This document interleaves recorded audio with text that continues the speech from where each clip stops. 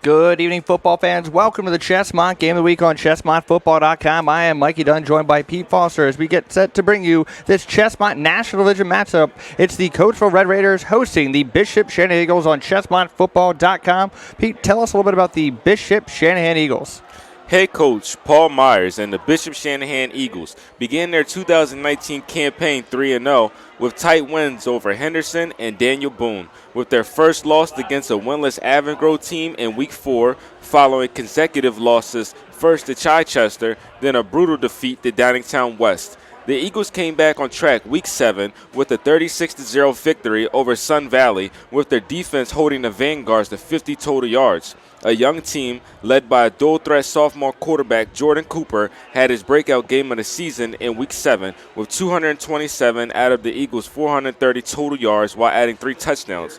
In Week 6, the Eagles faced the 2019 powerhouse Downingtown West in a 42-7 defeat, a team that compares to the Coatesville Red Raiders. Jordan Cooper needs to have great decision-making with equal effort from Brandon Coy and Garrett Glendington, 2 players that can create an open space. A 22-year head coach, Paul Myers, has his work cut out trying to contain Matt Ortega's offensive leaders, including quarterback Ricky Ortega, who became the Chesmont all-time passing leader, and senior Dupree Bryant, who now holds the record for most touchdown receptions in southeastern Pennsylvania history. The Eagles must have great defensive speed, protect Jordan Cooper, and limit their turnovers, penalties, and missed assignments to have a chance at their first league win tonight against the Red Raiders. Mikey, how about those Red Raiders tonight? We'll actually get to those Red Raiders in just a moment, because this is the pregame show for the Chesmont Game of the Week, brought to you by the Matt Gorham Group. That's right, buying, selling, or renting a home is an important transaction, and who you choose to represent you and your family matters. The Matt Gorham Group has a track record of success, having sold the most homes in Coatesville area in the past 15 years. We are local experts who grew up here, live here, and serve here. Please call the Matt Gorham Group for your local real estate needs at 610-BALD-GUY. That's right, 610-BALD-GUY, or visit callthebaldguy.com. The Matt Gorham Group says, go Red Raiders. And Pete, those Red Raiders, they come in at 5-1, 1-0 in divisional play. They, of course, have the most successful, I'll say, coach in Chesmont in the last 5 years, Matt Ortega. This is a Red Raider team that is led by senior leadership as you see them running out on the field. They have the coach's son, Ricky Ortega. He's put up over 10,000 total yards of offense and over 130 touchdowns, Pete. And he has a phenomenal wide receiver in Dupree Bryant, also a senior. They're both going to Villanova next year. Now, they had a third member of their Three Musketeers, you could call them, of Aaron Young, who went to Rutgers after last season. But it's still a very potent offense for the Red Raiders. They did start the season, though, with a loss to Harrisburg 14-6, the team that beat them in the semifinals last year. It was a very sloppy game. And, Pete, in that game, it was something that's been a problem for the Red Raiders over the years. They had a lot of penalties, 15 penalties for 110 yards. But they rebounded after a Week 2 bye due to the divisional shakeup in Chesmont. They were unable to find a Week 2 opponent. So in Week 3, they got a win. They defeated Cumberland Valley 28-7. Ortega went 10 of 17, 216 yards and 3 touchdowns. It wasn't just Bryant scoring that night. It was Artie Burgess with a big touchdown catch. But Bryant, he scored on a fake punt run, Pete, and also had 2 touchdown receptions.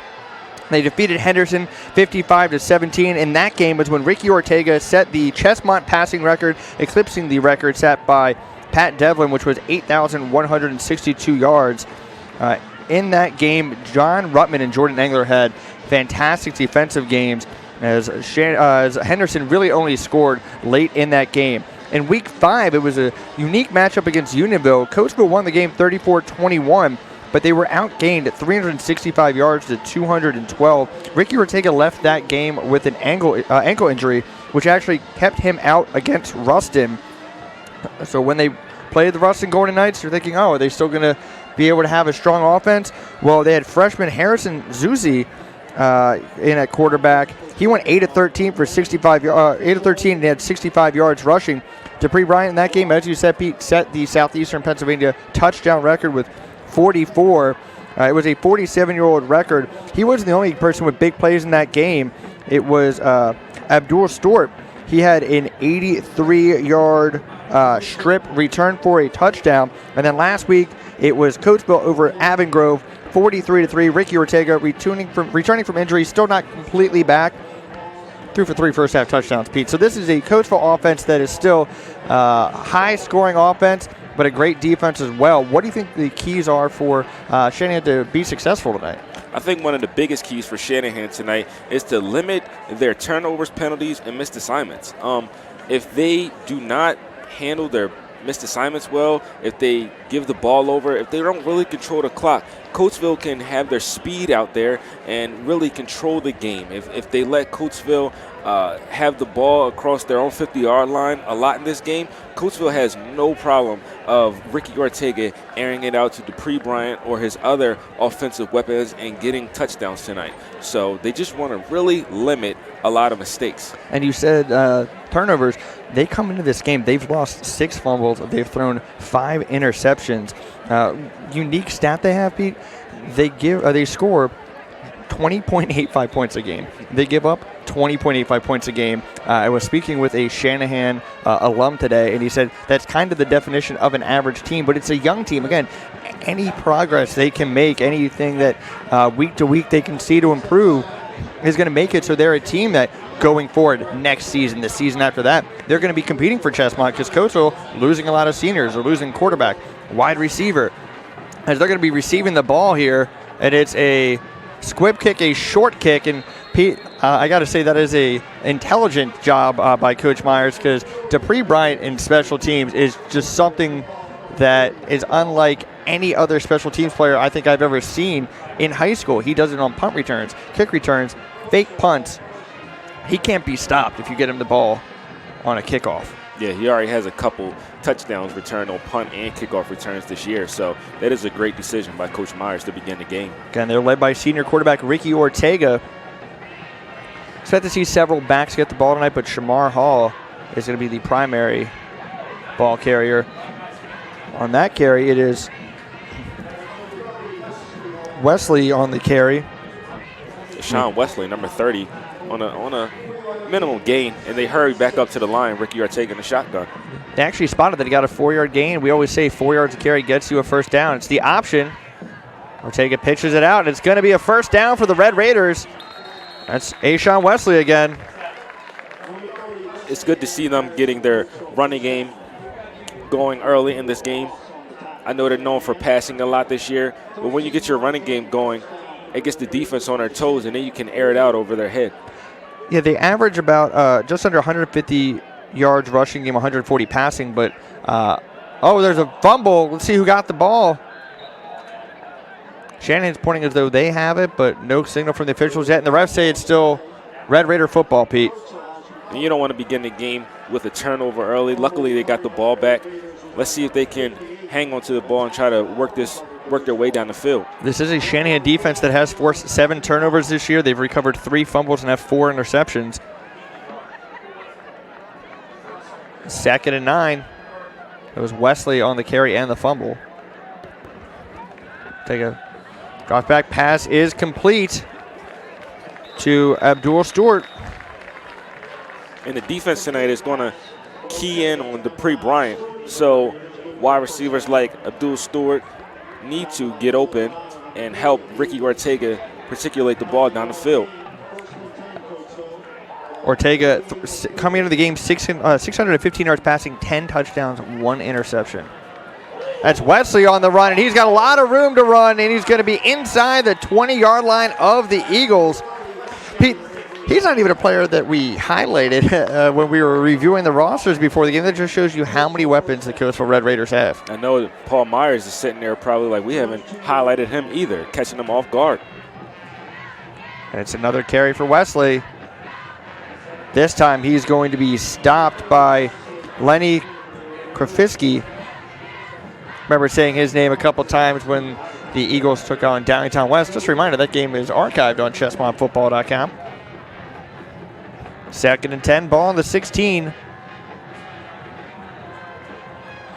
Ortega Throws it up, and there's a miscommunication between Ortega and his wide receiver. The wide receiver on that play was Artie Burgess, as Ortega threw it to basically the sideline, and Burgess was still running his route. Yeah, a little miscommunication there. I'm sure it won't happen a lot this game, but seeing it early, probably getting the dinks and dunks out of their system.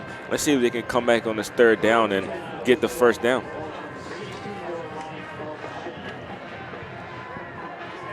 Reading an article about this game, it was saying, hey, what's wrong with Coatesville this year because they're not scoring as much. Well, they still have one loss. There's still a very strong offense, and the pass is complete.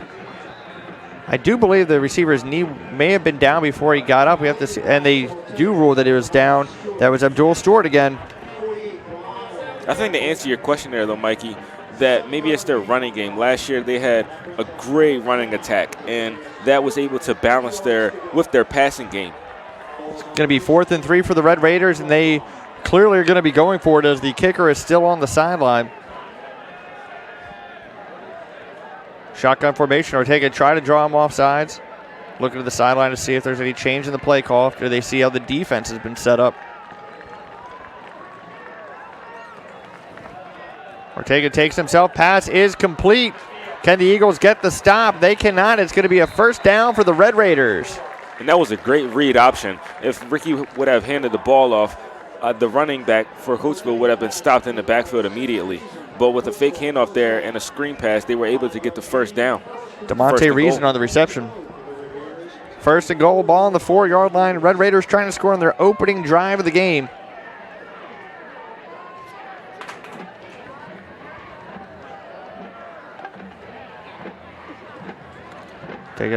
Takes the snap. Pass is complete. It's a Coatesville touchdown. To who else, Pete? Dupree Bryant gets the 4-yard touchdown reception. Coatesville leads 6-0 with 8:46 to go in the first quarter. And Bryant just keeps on adding to his record that he broke this year with the most touchdown receptions in Southeastern Pennsylvania history.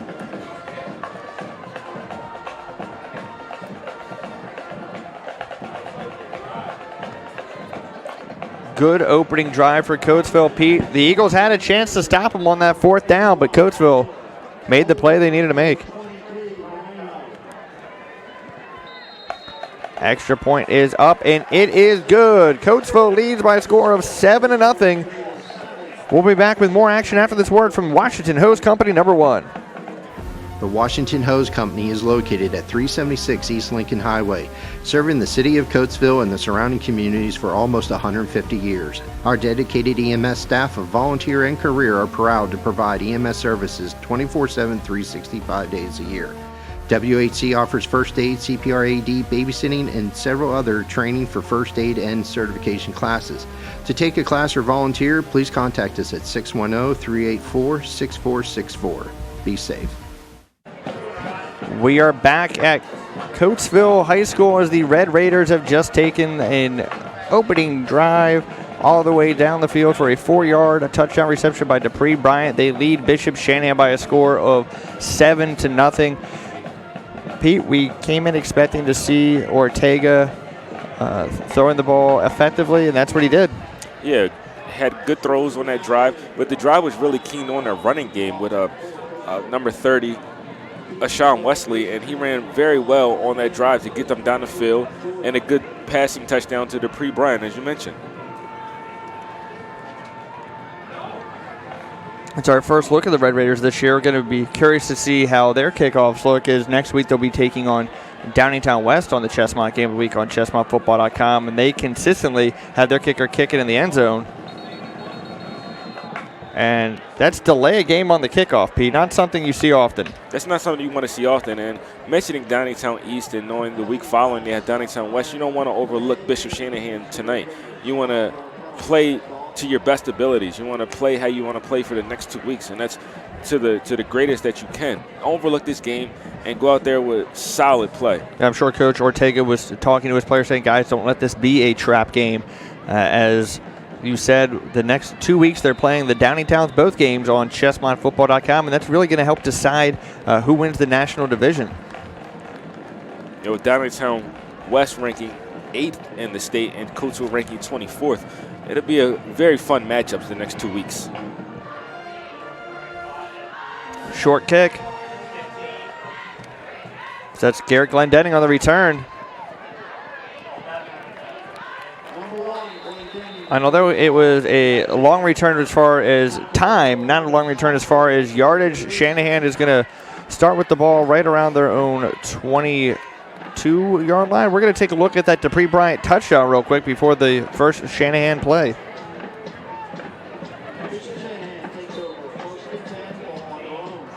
It's just a great route by Bryant. Ortega put it right where he needed to do it. Ran a 5-and-out and flat, and he was open in the first corner of the end zone for the touchdown. 1st and 10, ball on the 22. Cooper Jordan, the quarterback. Pass is complete to Brandon Choi. Oh, and he fumbles the ball, but it goes out of bounds. Very lucky for Bishop Shanahan. Very lucky, but on that first play, we saw Cooper Jordan, a sophomore dual-threat quarterback who was great on his feet and through the air. It does a lot for this offense. Make a great read, and they were able to get the first down. Yeah, Cooper Jordan made some nice plays against Downtown West. I wouldn't say he made a lot of them, but there was, you could see he has athletic ability. It was interesting in that game. It was actually Simi Whitehill who had the touchdown pass for Bishop Shanahan when we saw them this year.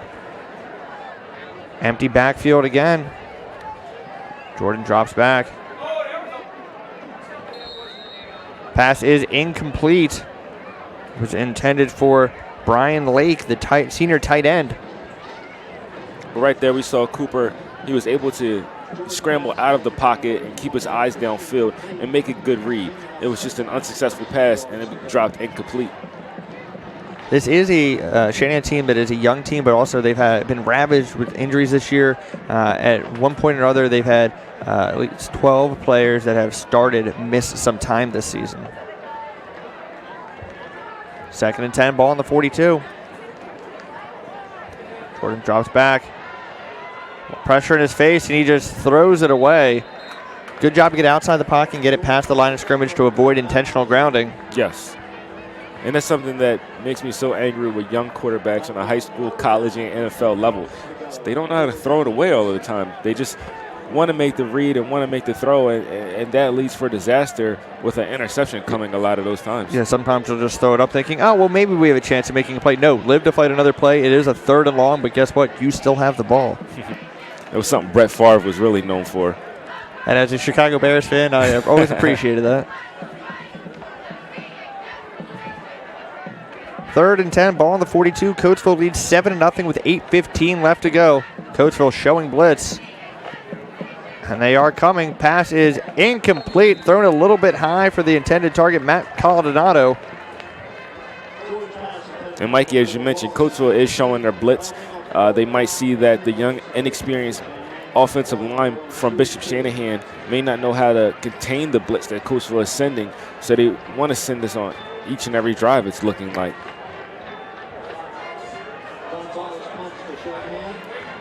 And the Red Raiders, it's Dupree Bryant looking like he's going to get a big return. He still is going. He's going up the sideline. He's cut back, and he's going to go for the score. Dupree Bryant does it again in special teams, Pete. That was a marvelous run back return. And that the last 2 cuts at the end, they were beautiful. Oh, there is a flag on the play, Pete. It looks like it might be coming back. I don't know why you would kick to him, honestly. I would rather just kick it out of bounds. The way he returns it, I don't care where on the field. Sometimes I would even consider just going for it because you might end up with better field position. But there is a penalty, so the Eagles are saved. I think the penalty was 12 players on the field there. Yeah, but it is a legal substitution.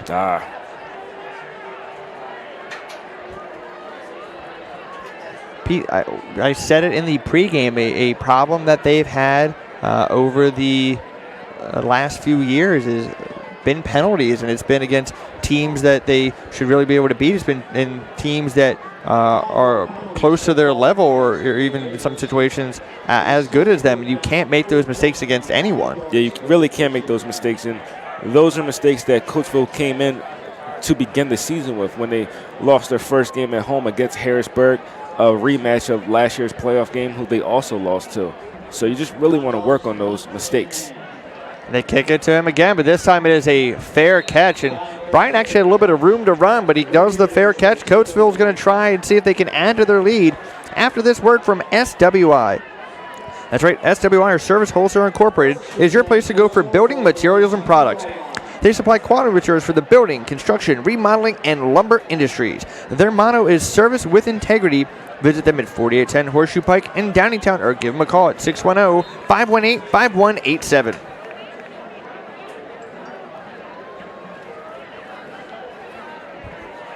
First and 10, ball on the 20. And that is Wesley on the carry again.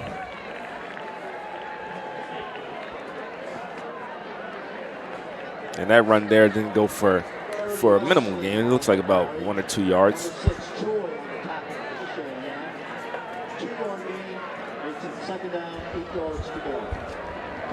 Second and 8, ball on the 22.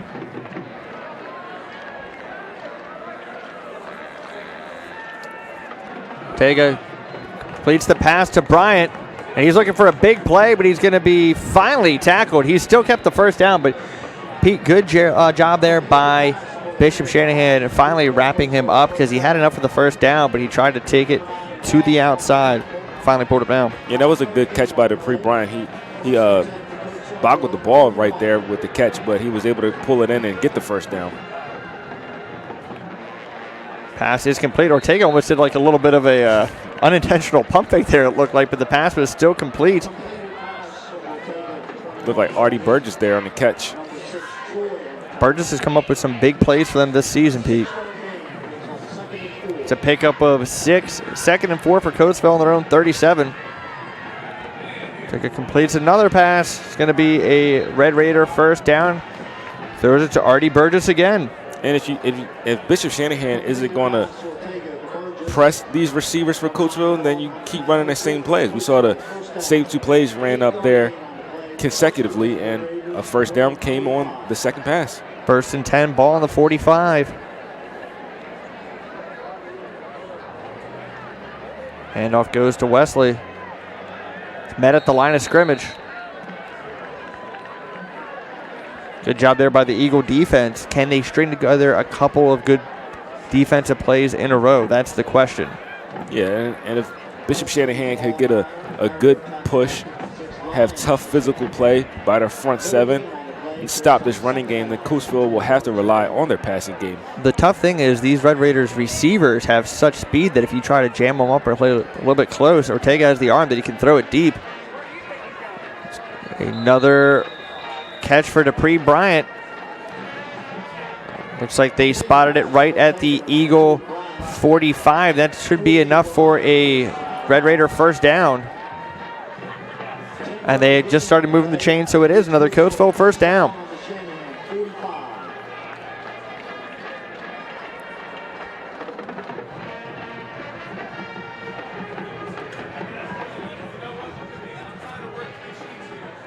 And pass is incomplete. It was thrown a little bit behind Dupree Bryant. He probably thinks he should have caught that still because it hit him in the hands, but that's a tough catch. It was a tough catch, and Ricky Ortega is really releasing the ball quickly out of his hands. We're seeing that he has a 2-step back drop, and he's getting the ball out of there before he gets pressured by the defensive line. Take it with the hard count there. Wesley on the carry. He's got room to run, makes a beautiful move. He's finally tripped up. What a juke by him, Pete. Yeah, these juke moves that I've seen early in this game. First on a punt return that was called back by Bryant, and next on Wesley on this about 20-yard gain on a run. They're just showing their domination with speed tonight. First and 10, ball on the 22. Coatesville marching down the field on their second drive. They scored on the opening drive, a Dupree Bryant touchdown reception. Ortega rolls out. Pass is complete to Artie Burgess. Pete, these receivers, when they make the break on their route, they have about 3 or 4 yards between them and the Eagle defensive back.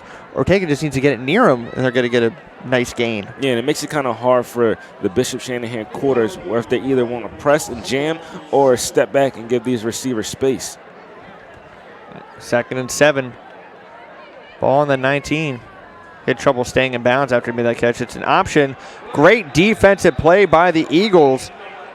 Number 4, Gus Ross on that tackle there in the backfield.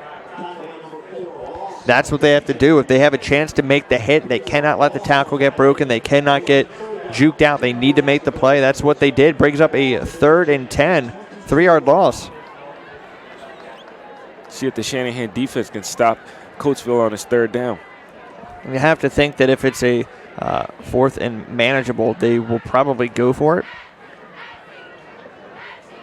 Taker drops back. Throws it high. Burgess, the intended target.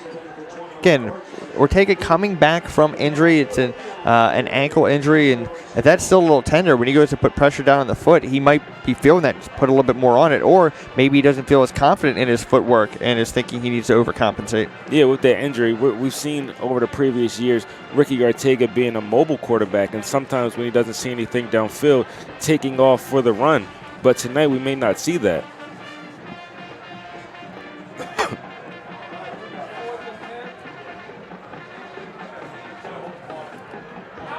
4th and 10, ball on the 22. Chance for the Eagles to make a big stop. Ortega's pressured. Pass is incomplete. Nice job by the Eagle defense. They get the stop.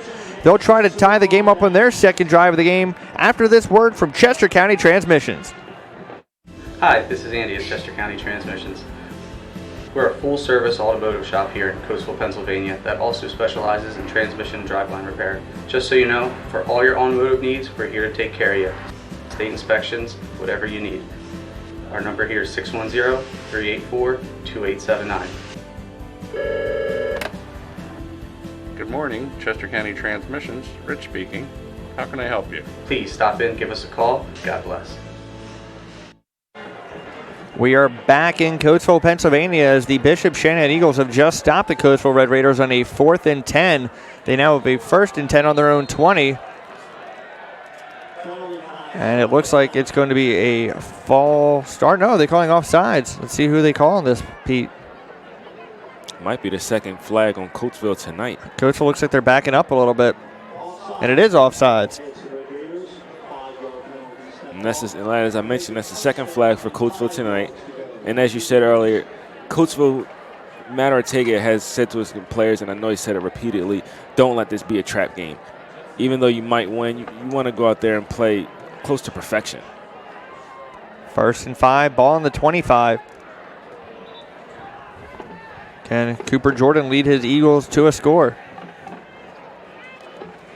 He takes it himself. Nowhere to run, but Pete, very dangerous there. He was holding the ball a little bit away from his body. He's lucky he didn't fumble that when he was tackled by Frank Johnson. Yeah, and I know Coatesville fans and Bishop Shanahan fans watching the game tonight, if they're Eagles fans, that reminds them of Shady McCoy and how he was holding the ball his days in Philadelphia. You get the ball knocked out of your hand running like that. As we said, it's a very opportunistic Coatesville defense. They have forced 8 turnovers this year, recovering 5 fumbles. 2nd and 3, ball on the 27.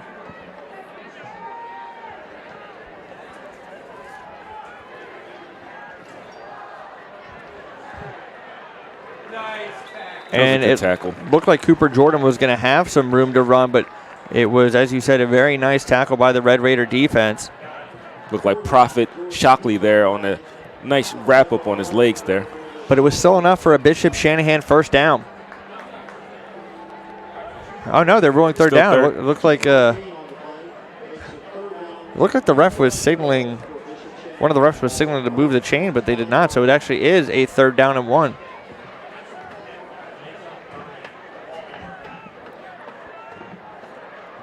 As they break the huddle with only 10 seconds left on the play clock, Pete. Yeah, don't know what they're doing here. They want to hurry up and snap the ball. 3 seconds, 2 seconds, they snap it. And Cooper Jordan, Pete, did what you do not need to do when you only need 1 yard. He got to the line of scrimmage and kind of danced a little bit. If he would have just kept pressing forward, he might have had that 1st down, but he did a little shuffle with his feet. And that was a good tackle in the backfield by Derek Seagraves. And what you want to see on those plays are a team using their power and trying to run it up and jam it on the line. They needed to get to the 30-yard line. This is going to look like a measurement. I don't believe they got this 1st down, though. it looked like a more generous spot than it probably should have been. As they bring in the chains, I want to give a shout out to Wegmans. That's right, Wegmans Food Market's a proud supporter of Chesmont football and ChesmontFootball.com. They're hiring. Apply online at Wegmans.com/careers.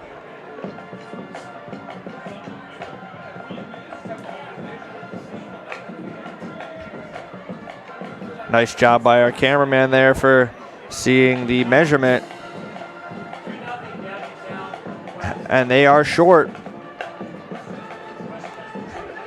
Again, if he would have just run straight ahead, I think he would have had that first down. Yeah, well, I want to see Bishop Shanahan running in maybe an I formation or a formation where the quarterback is under the center and he hands it off directly to the running backs, getting Brandon Coy and Garrett Glennington into open field. They're going to go for this 4th and 1 on their own 29.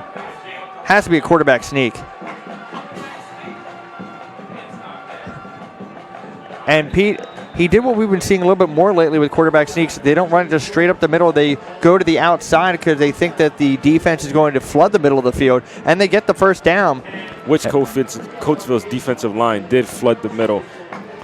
Got a score update for you for the big cross-divisional game, the undefeated Downtown West Whippets in the one-loss Westchester East Vikings. Downtown West leads 2-0. Kyle Sikanowski was stopped in the end zone, so it's a safety for the first score in that game.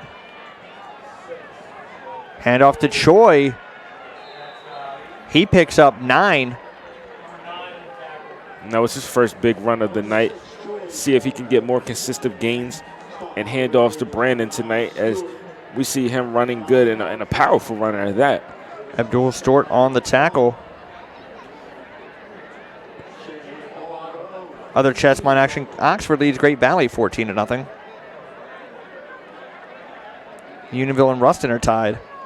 It's weird to see that game not be a game that's going to decide the division, but Kennett and Westchester East having great years. Handoff goes to Choi. He's got enough for an Eagle first down. This is what you want to do if you're Bishop Shanahan. Keep that Coatesville offense off the field. If you can put some points on the board, even if it's just a field goal, you've given your defense a breather. You have gotten some confidence for your offense. But we've seen this year for Bishop Shanahan, the game we saw in person and just reading about them, they can move the ball between the 20s, but then when they get in the red zone, they have trouble scoring. Yes. And as you said, they want to control the clock, keep this Coatesville's offense off of the field. Pass is incomplete. Oh, is that intercepted, Pete? Wow. It seemed like... It looks like the ref further away was signaling first down, but the ref closer to the play did not make a ruling. And it seemed like the Bishop Shanahan's receiver defended the ball because the ball was going to the receiver behind him who was open for the catch. But as he deflected the pass, it was almost an intercepted pass. Yeah, that would have been an easy catch for the receiver that was just standing there waiting for the ball. But as you said, the other Eagle didn't realize, I guess, that he had a teammate behind him, dove. That should have been a nice play for the Eagles. Jordan drops back, and he's going to be taken down in the backfield by Jordan Angler. And Jordan Angler is a defensive player who we have a player to watch tonight, and the Coatesville Blitz rushed in on that sack. And that's going to be the final play of the first quarter as the Coatesville Red Raiders lead the Bishop Shanahan Eagles by a score of 7-0. It's the Chesmont Game of the Week on ChesmontFootball.com. We'll be back after this word from Miller's Insurance. Chester County's most trusted insurance agency. Whether it's for your automobile or your home, a life insurance policy, or coverage for your business. Since 1975, Miller's Insurance Agency has been protecting homes, property, people, and businesses throughout Chester County. Miller's guides you every step of the way, providing the best options, getting you the right policy that works best for you. Contact us today for a no-cost consultation. Miller's Insurance Agency. We're here today for your tomorrows. Visit online at miainc.com. Welcome back to the Chesmont Game of the Week on ChesmontFootball.com. It is 7-0 Coatesville leading Bishop Shanahan.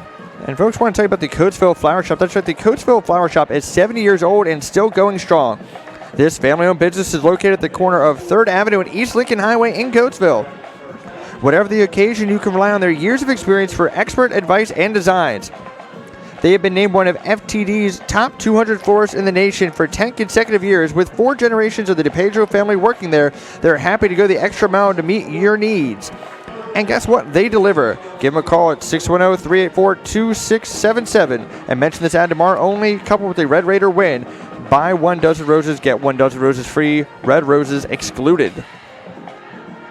Pass is incomplete. And Pete, even if it was complete, it was still going to be nowhere near enough for the first down. Yeah, not enough for the first down. And as you and I were speaking before the second quarter came into play, that defended pass by the offensive wide receiver on Bishop Shanahan going to the wide receiver that was behind him, they just have to be on good terms and read each other. They have to know what's going on the field. And that punt is going to bounce. Brian lets it go. It's big for the Eagles because that means Dupree can't run it back. Shanahan's going to start off with the ball on their own 17-yard line.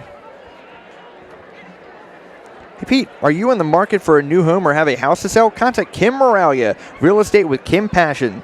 As a lifelong resident of the area, her expertise is focused in Chester, Montgomery, and Delaware counties. For 15 years, Kim's passion for helping her clients reach their goals always shines through, whether you're buying or selling your home. Kim is an award-winning realtor with Coldwell Banker Preferred in Exton. Check out her website at kimsellsthesuburbs.com or give her a call at 484-368-9450. First and 10, ball on the 18. It's a good run there. Looks like Wesley. No, it's actually number 20. That's Demetrius McLean Jackson.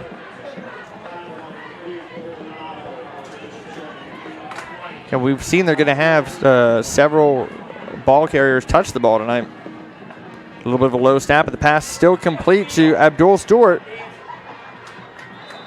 It's going to be another Red Raider first down, Pete. And it was close to not being a first down. When he caught the ball, he was dancing a little bit rather than catching it and running directly upfield. I will say, even though the offense was not able to put up points for Bishop Shanahan, they did give their defense a little bit of a breather after they had that big stop.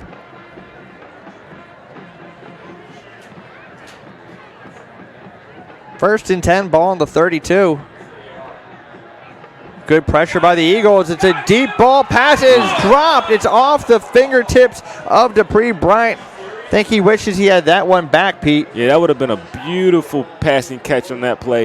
It hit his fingertips and just fell off. I think the ball was thrown on target and on point, but just wasn't caught there. Pete, let's take a look at that replay real quick before this next snap. Well, actually, Coatesville doing hurry-up offense.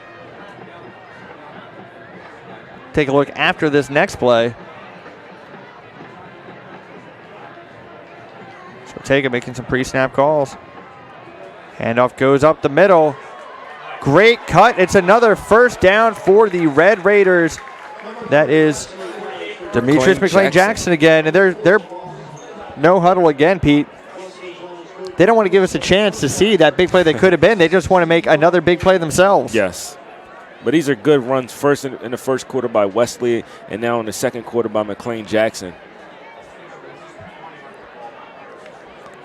Trying to tire out this young Shanahan defense. Ortega throws it up this time a little bit too far.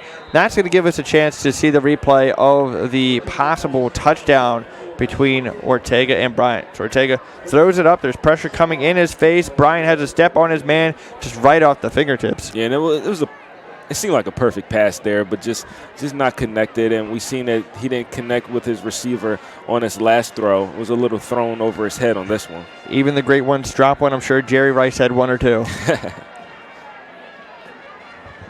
Second and 10. Ortega getting pressured. Pass is complete to Bryant. He's got some space, and that means a big play for Coatesville, and he's going to go for the 48-yard touchdown. He made up for that drop there. He said, I'll take it in the house on the screen pass. Give Dupree Bryant some space, and he will make you pay. And there was a big block, Pete, on that play. He had a little bit of room anyway, but he was given a lot more room when he was given that block. Huge touchdown reception for Dupree Bryant, one of many he's had in his career.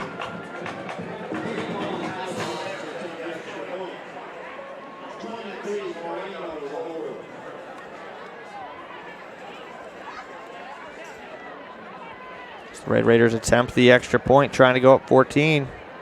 A little trouble on the snap. And the kick is blocked. Had no chance there, Pete, as the snap was dropped. But Coatesville adds to their lead. They now lead by a score of 13-0. Little Chef proudly supports ChesmontFootball.com and wants everyone to enjoy the rest of the Chesmont season. Little Chef is located at 152 Strode Avenue in Coatesville and serves delicious food for breakfast, lunch, and dinner. Whether it's classic breakfast staples, homemade soups, toasty sandwiches, or blue plate specials, you can count on Little Chef to always leave you satisfied. And guess what? They can cater your event as well. Order online at littlechef.us or give them a call at 610-384-3221. You too can advertise on 3ctvlive.com and chesmontfootball.com by calling 610-269-5000 for sponsorship opportunities. I'll tell you what, Pete, we got some great games coming up the next 2 weeks. It's these Coatesville Red Raiders taking on the undefeated Downingtown West Whippets and the one-loss Downingtown East Cougars at back-to-back weeks.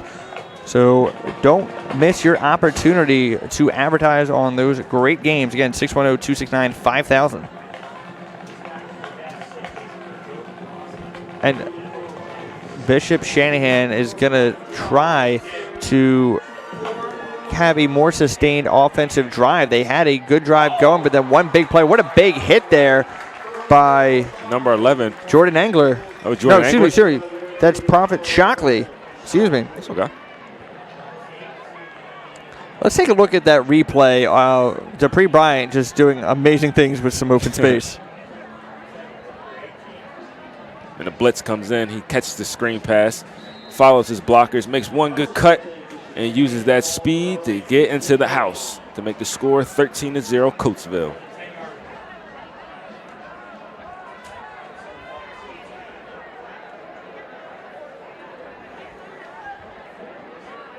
No one's in the backfield on this play as they throw a screen pass. It's an interesting formation. The pass complete to Whitehill. No one in the backfield, quarterback under center. But, hey, gave him a chance to catch the ball and get some blocking. They got positive yardage off the play, so. 5-yard gain that Paul Myers drew up on that play. They've been running in the shotgun a lot tonight. But they've been handing it off to Brandon Coy a little bit more in the beginning of that second quarter. So let's see if he can work the ball more into the game plan. And Troy tries to cut it back. He may have been lucky to get back to the line of scrimmage on that play. Looked like Lamar Brown on the tackle.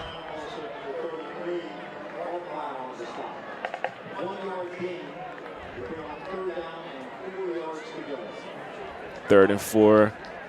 The Eagles want to try to get a first down here. Let's see if they can get a good pass by their quarterback, Cooper.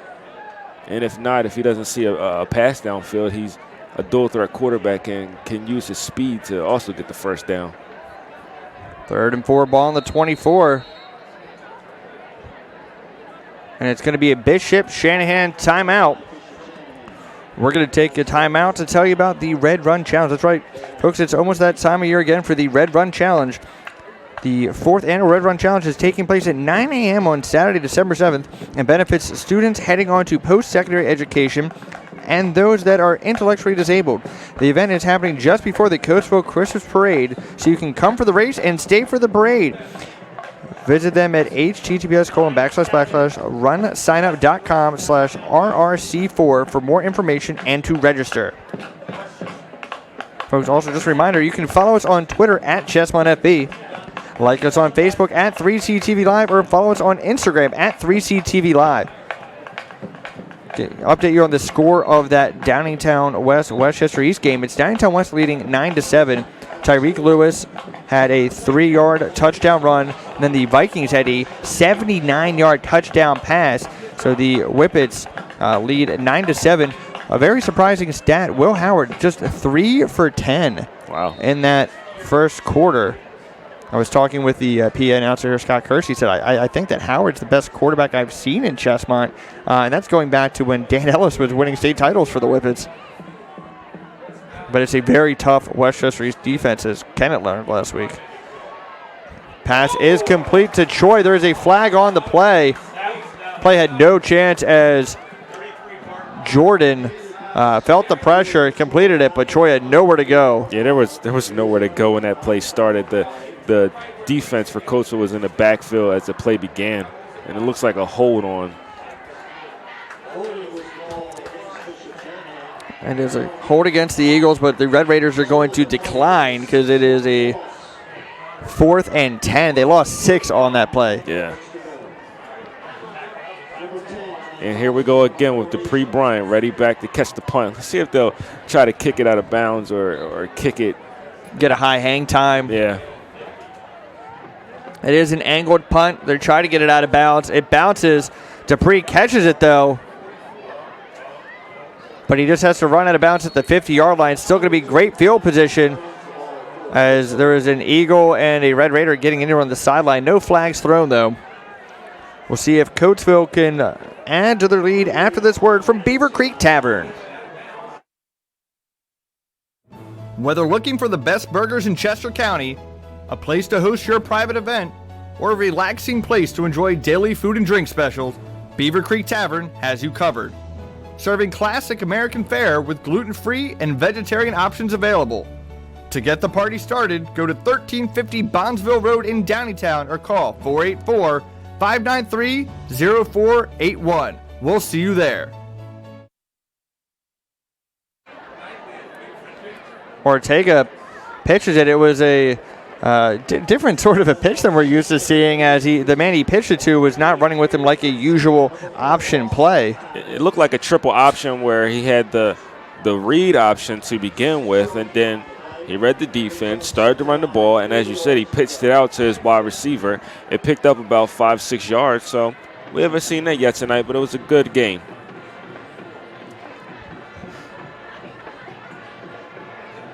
Ortega's pass is complete.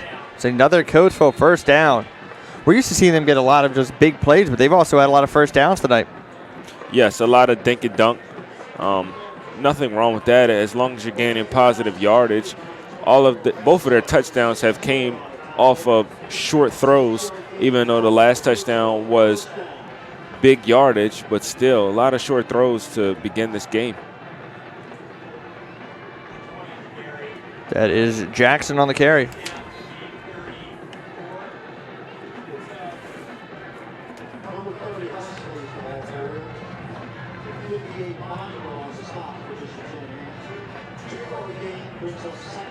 In Coatesville, with their hurry-up offense, they're back to the line of scrimmage. 2nd and 8, ball on the 34. Pump fake, and he's got a man. Pass is incomplete, off the hands of LeBron Bessick. And it's their second long pass where he hasn't connected with the wide receiver. It's hit them in the hands, but there's no connection. And I'm sure that the offensive coordinators and Coach Ortega aren't happy with these plays not being executed the way that they want them to be. 3rd and 8, ball on the 34. They've already shown tonight they'll go for it on 4th down. They'd like to pick it up here. It is a screen. Good job. Oh, they're going to call the defense for making contact there when that ball was in the air. I saw Gus Ross trying to defend there, or is it going to be against Coatesville for contacting the Eagles when that ball was in the air? I think that was good defense there. If it's a defensive pass interference, I don't think that was the right flag. They're saying no flag, and I think that's a good call there. Yeah, I think that Gus met the receiver there as soon as the ball hit his hands, and he stop the play. So that was a good pickup of the flag and not calling the defensive pass interference. And also, I want to say that pass was at or maybe just behind the line of scrimmage, and you're allowed a little bit more contact there when it's not past the line of scrimmage.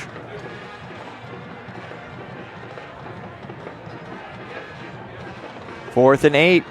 Can the Eagles get their second fourth down stop of the night? There's a flag on the play, and I saw a Shanahan player pointing towards the Coatesville receiver that was on that side of the field. Yeah, when a ref stopped the play soon like that, when the offensive play begins, it's normally an offensive flag, which it is, bringing the Coatesville team back about 5 yards. It's an illegal procedure against Coatesville, and the Red Raiders are going to take a timeout. And we're going to take this timeout to give a shout out to Jack's Pizza for providing the ChesmontFootball.com crew with some delicious pizza tonight.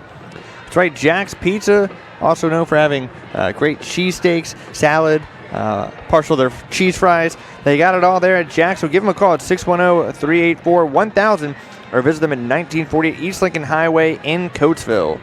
Yeah, love going to Jack's Pizza and getting their buffalo slice pizza. It's very good, very filling. If you go there, get a slice of the buffalo chicken pizza. You won't be disappointed. Well, I'll tell you, the Bishop Shanahan defense is going to be a little disappointed if they allow the Red Raiders to pick up this fourth down. They've already shown that they can stop them tonight on a fourth down. This is a 4th and 13. They need to not allow the talented Red Raider receivers to catch the ball with some space, but also don't be surprised. Coach Ortega is not afraid to put the ball in his son's hands to try and run the ball or do some sort of option, as they've shown tonight. We may not have seen a lot of the mobility because of the ankle injury, as you have mentioned.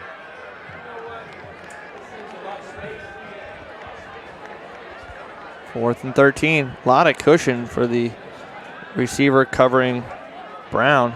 Pass is incomplete. Did the coverage get there a little too soon? It's not called, and that was Connor Roth defending there. Really close to pass interference, but no flag, and that's what matters. Yeah, it was really close, but I think the defensive cornerback got there just in time to deflect the pass.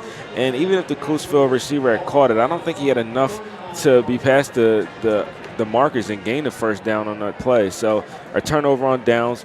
Bishop Shanahan gets the ball back with 6:31. Let's see if they can get some points on the board. They've shown the ability to move the ball a couple times, but not several plays in a row.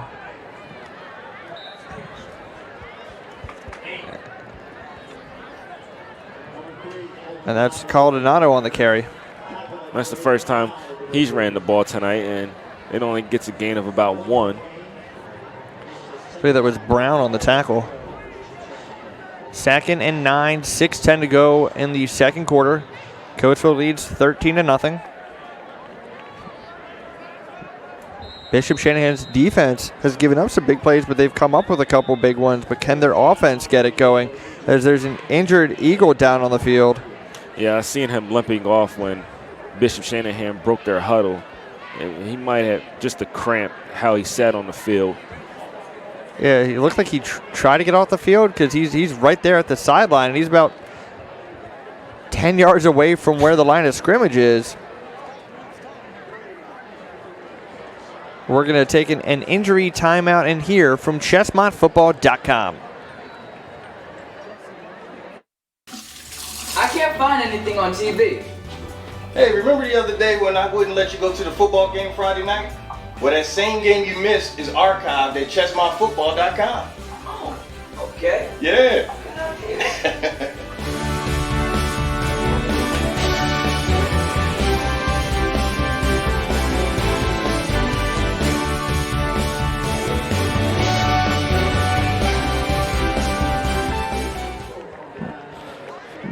Buying, selling, or renting a home is an important transaction, and who you choose to represent you and your family matters. The Matt Gorham Group has a track record of success, having sold the most homes in the Coatesville area in the past 15 years.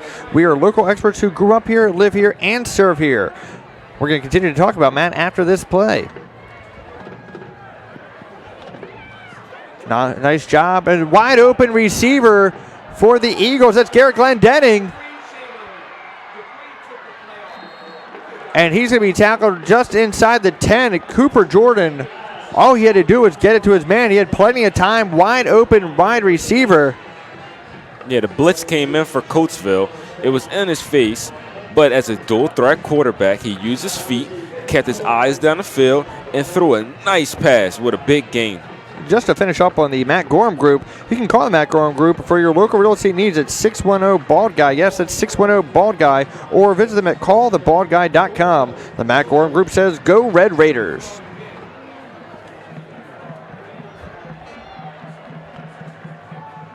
First and goal from the 10. The Red Raider defense there is able to make a stop. I think it might be hard for Bishop Shanahan's run game to get through the guards and the tackles.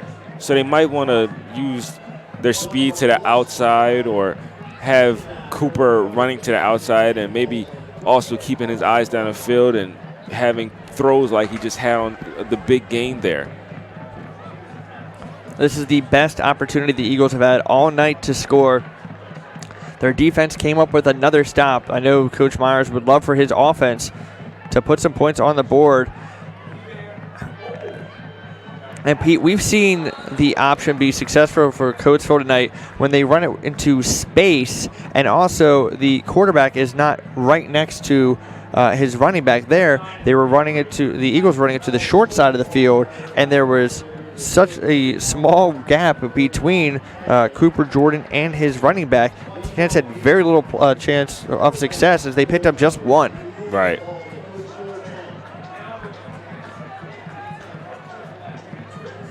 I don't even know if they gave him a yard, Pete. I don't think so either. Now they're lined up with trips on their more gainage on the field. See if they'll get on this play. Jordan rolls out. He's just going to throw it up, and he throws it right in the middle of the field. And Pete, Coatesville did what Shanahan did, is that was an easy interception for the Red Raiders, and you had a defender deflecting it away from his teammate. Yes. Happened twice tonight. Sometimes you just have to look around where your teammates are and let them get the play. And Shanahan's going to send in their record-setting kicker, Connor Bailey. That's right, against Downingtown West on his extra point. He set the school record with 84 points by a kicker. Field goal is up, and it is good.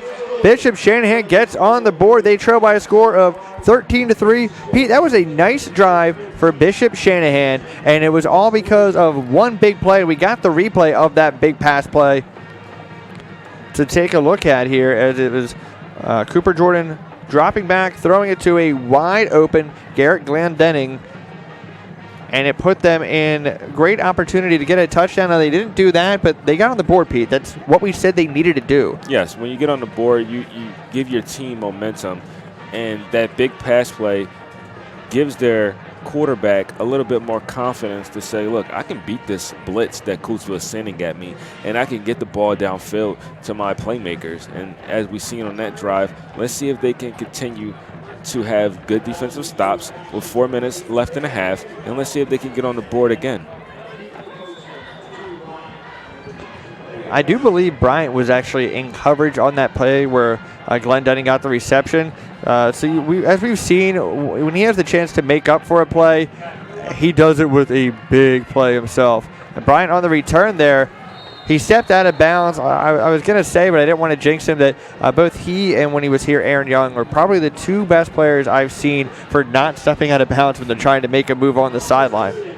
And it's so wonderful to see his speed and how it breaks out. He can get the ball and start out basically with a walk or a jog, and when he sees open space, he puts those burners on, and that's where we see a lot of his touchdowns come from, in open field.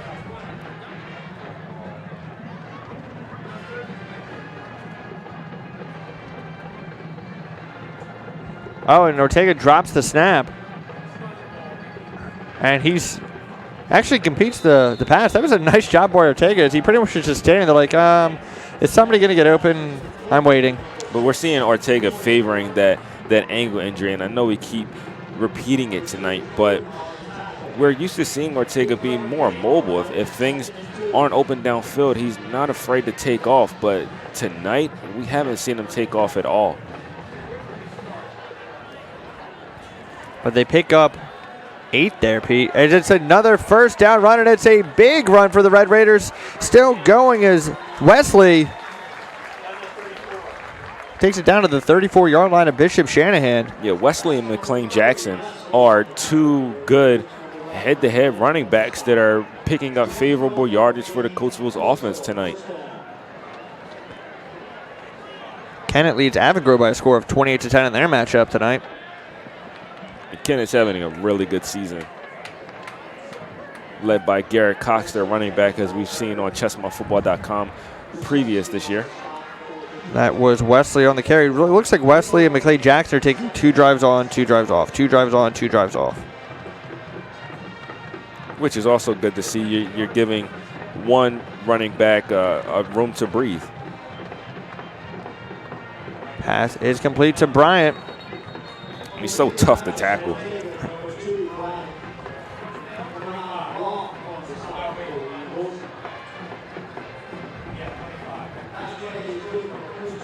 Downingtown West leading Westchester East 16-14. So the Vikings have just added a touchdown. And it's another big run for the Red Raiders, and it's a touchdown run by Ashawn Wesley.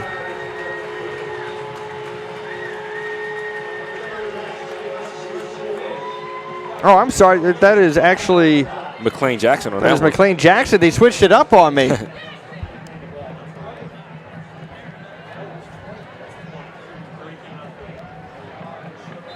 Demetrius McLean Jackson. Going to give him his proper due when we see the replay of that one, Pete. That was a nice job by Jackson and by this offensive line. We've got to give credit to the Red Raider offensive line. They've had some good running backs as the extra point is up and good. Coatesville now leads by a score of 20-3. But we're saying Coatesville has had great running backs over the last few seasons, but they've also had a very talented offensive line. We have Ricky Santiago on that line. A lot of talented players there. Yeah, you can have all of the speed and the dominant players at your flex positions. Speaking of running back, wide receiver, slot, and even your quarterback who likes to run the ball. But if you don't have an offensive line that loves to actually block and see your players get into the end zone and help you pick up those big plays, then a lot of times we aren't able to see that speed work. A lot of teams that we see in high school, they may have the players that can dominate the field and score, but if they don't have the line and the blockers to be able to help them get down the field, they won't get into the end zone. Another player on that offensive line is Matt Atwell. He is a player that broke his leg in a playoff game against Downingtown East and then suffered another injury. But his players just rehabbed back to get back to play on this Red Raider offensive line, helping to provide some leadership with Ricky Santiago. A lot of talented and character players on this Red Raider team. It looked like it was going to bounce out of bounds there. It took one of those weird bounces where if you're the return man, do you wait and see if it goes out of bounds and then you have to risk making sure you pick up the ball so Coatesville does not recover it, or do you just try and get a return? And with Coatesville's speed, you don't really want to risk another bounce because they can get down and with that live ball, get the football and have it in their red zone to begin. 1st and 10, ball on the 23. Can Bishop Shanahan come up with another big play? Coatesville's defense might tighten up with their defensive backs, knowing that Bishop Shanahan might be looking for the big play. And we have a first down for the Eagles. Hey, let's take a look at that touchdown run by Demetrius McLean Jackson on that last Red Raider drive. As he just ran it right up the middle of the field. There was nobody near him until he got to about the 2-yard line, and it looked like, I don't know if it was either a zone read or just a delayed handoff. I want to say it was a zone read where Ortega held onto the ball for a little bit, finally just letting his man take the ball and go. That's Cooper Jordan on the run. Forced out of bounds by Frank Johnson. Yeah, we really aren't seeing these quarterback keepers from the shotgun really getting anything tonight, since Coatesville is sending their blitz on both of their edges, it's really hard for Cooper to get any positive gainage off of these quarterback keepers. As it looks like it's an official timeout, Pete.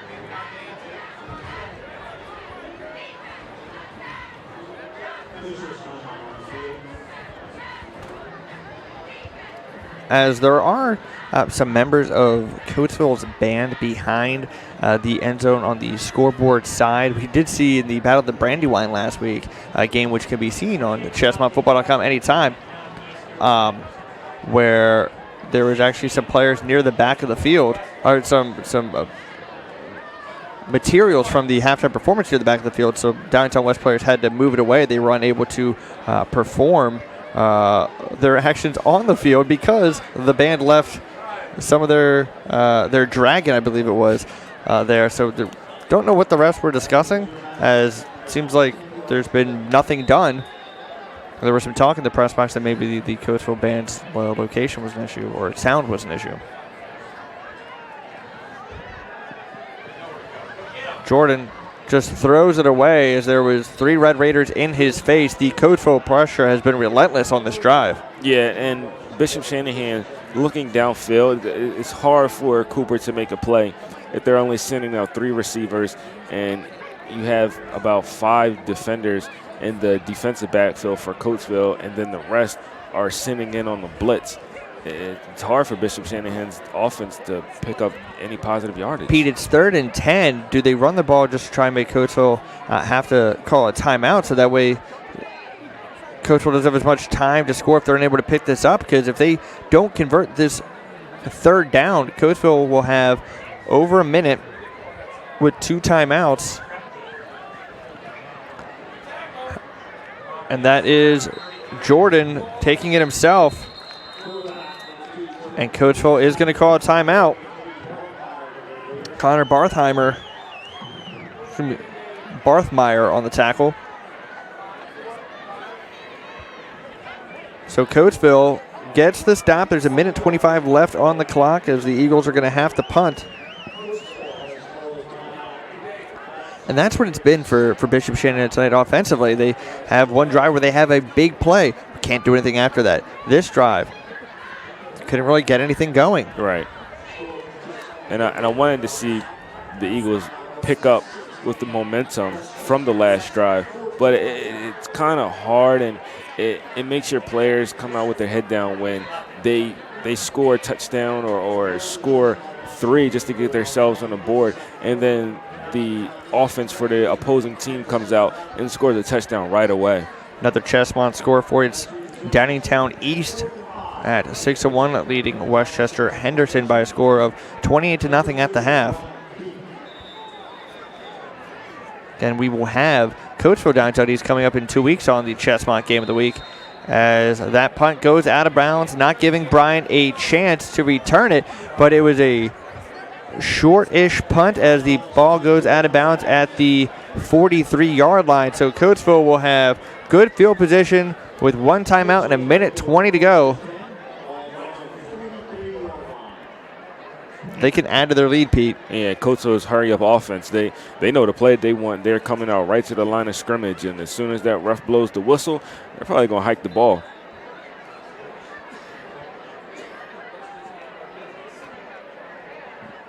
First and 10, ball on the 43. Pass is complete, but tackle was made inbounds short of the first down, so the clock will keep running.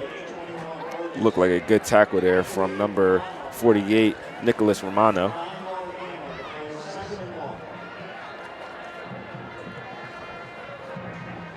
Pass is incomplete. Pass intended for Artie Burgess. And if you take notice, number 58 on the defensive end, Carson Bender, each time that Ricky Ortega drops back the pass to his side of the ball, he jumps and tries to deflect the pass each time, but he's not getting it. Let's see if he can get one of these deflections on one of the passes to his side. That's a running play for the Red Raiders, but the Eagles stop him for a big game, but it's still a Red Raider first down, and what that does, that stops the clock for the chains to move. As you said, Coatesville has been having the hurry-up offense going, but the ball is already spotted because it was not a big run. So the clock is running again, but Coatesville has a fresh set of downs. Low snap. Pass is complete to Bryant. That's been an issue tonight. There's been a couple of low snaps. One that led to a drop snap by Ortega. But he seems to be catching every snap. He's not fumbling it. And everything that seems to be thrown Bryant's way, he's catching as well. Except that one deep ball, but he made up for it. Yeah.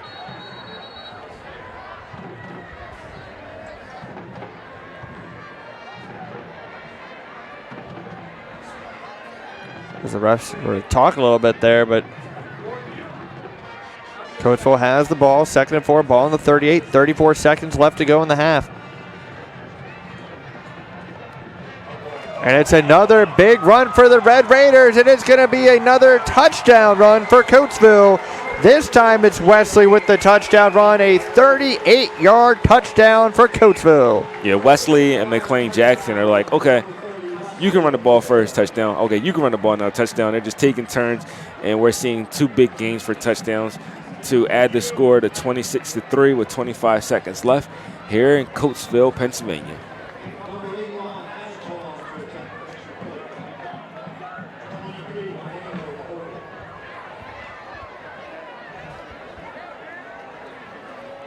We await the extra point.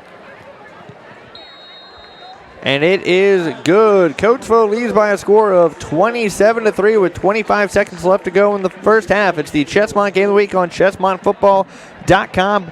Pete, how do you stop this Red Raider offense? I think you would try to stop the running game, but it's kind of hard.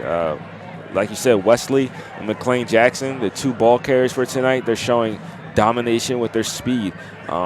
Ricky Ortega, he's doing well with his passes, but it's really been a run game for Coatesville. They've lined up in the shotgun. It's a lot of read option, but the option is to hand it off to these runners, and they're scoring touchdown after touchdown. And they're showing that they can't be stopped, especially when they're running straight up the middle and they're untouched for 20 and 30 yards.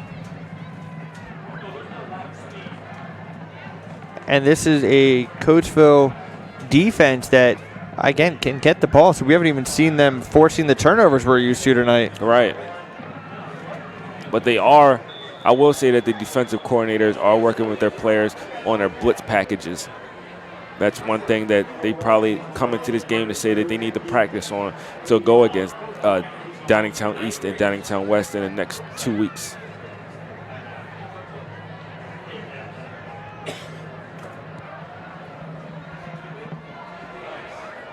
And some issue recovering the kick there, as it was a low squib kick, and it seems to be a little bit of a rough end of the quarter here for the Eagles. Yeah, that was a good eye by Connor Roth to just fall on the ball and not try to pick it up. It could have been a disaster, and Coatesville could have gotten a live ball and scored another touchdown.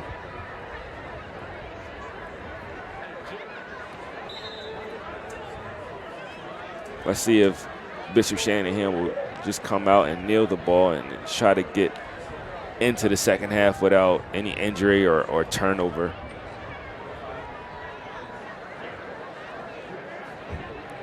I formation. And they're just going to hand it up to the up back. Yeah, Pete, they're just trying to get to halftime here. Would be surprised to see them run another play. Right.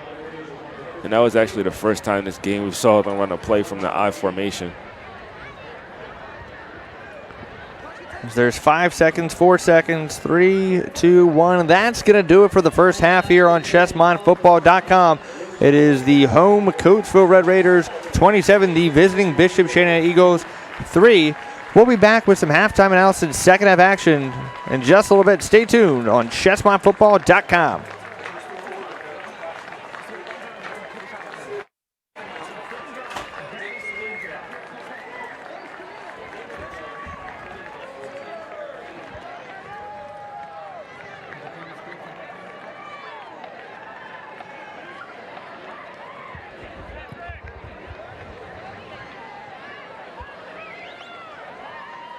Chester County's largest hometown Christmas parade is coming to town on Saturday, December 7th. The Coatesville Christmas Parade marches down Lincoln Highway starting at 10 a.m. Come see Philly String Bands, the Eagles Pep Band, and new this year, Riley's Raiders and the 76ers Sixers. There will be fire trucks, antique cars, floats, community groups, and costume characters. And of course, Santa Claus himself will be there. To register to march or for more information, go to CoatesvilleChristmasParade.com.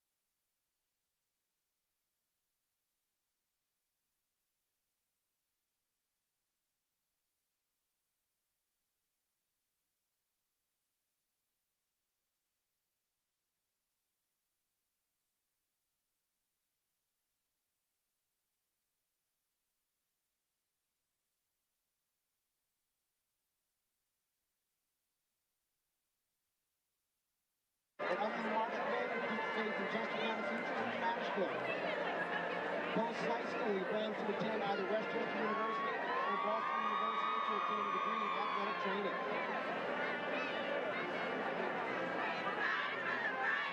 Next, we have David Jakovich. David is supported by his mother Jennifer, father Brian, and sister Sarah. He's been in the band for 4 years. He's also been a part of the marching band, symphonic band, jazz band, indoor drumline, and maestro singers. He plans to attend the University of New Haven to obtain a degree in music production and music technology.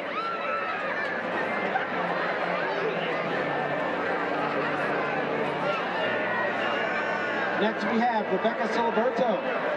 She's escorted by her parents Anthony and Ann and her sister Lorraine. She's been in the band for 4 years, and she's been a part of the TCHS Brandywine Commercial and Graphic Arts program. She plans to attend Moore College of Art and Design to obtain a degree in animation and game arts.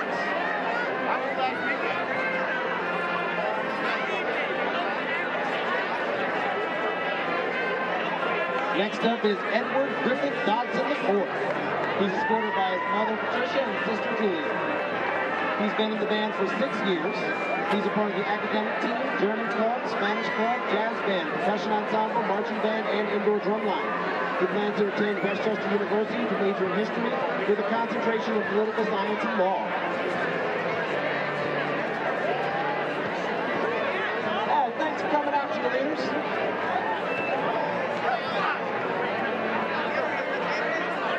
Next up, we have Michael Gerald. Michael is scored by Nene, Pop Pop, 2 chicken nuggets, and honey mustard sauce. She's been in the band for 4 years. The marching band, indoor drumline, percussion ensemble, and piano keyboarding. She wants to be a music therapist to help the disabled.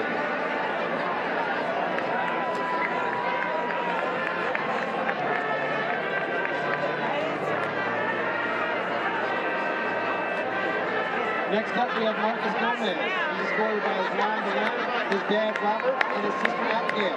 He's been in the band for 4 years and participated in the marching band, indoor percussion, and stage crew. He plans to attend his trade school for a career as an auto mechanic.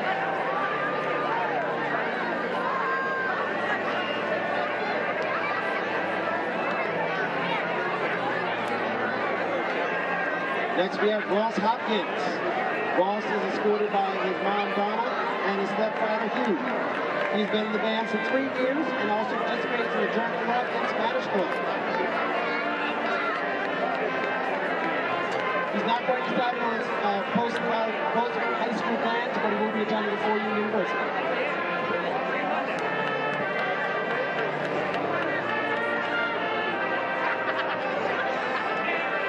Next up, we have Kimora Johnson. Kimora is escorted by her mom, Luko, her dad, Jarvin, and her brother, Makai, and big sister, Rashonda. She's been in the band for 2 years and has taken child development for 2 years with Miss Parker and really enjoyed it. She enjoys it so much, this could be a possible career opportunity in the future. Her future plans for post-education at the time are undecided due to Kimora still weighing her options and which way to best express her talents. She is interested in exploring the music scene a little more, along with seeing where her artistic abilities will take her. Kimora has said that she would love to see herself as an elementary school music teacher.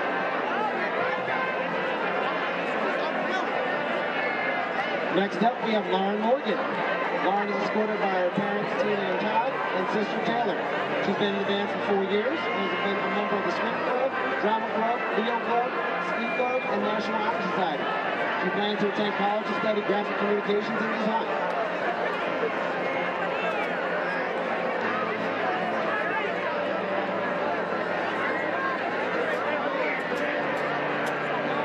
Next, we have Shauna Pickett being escorted by her aunt Brianna.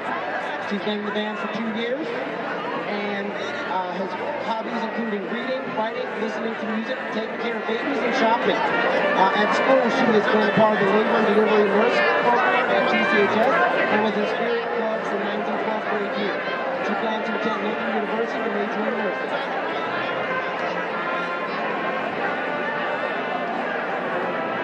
Next up, we have Solomon Robinson.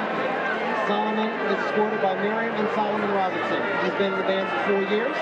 He goes to the CCIU Child Career Development Center School for 2.5 years for the culinary cooking class.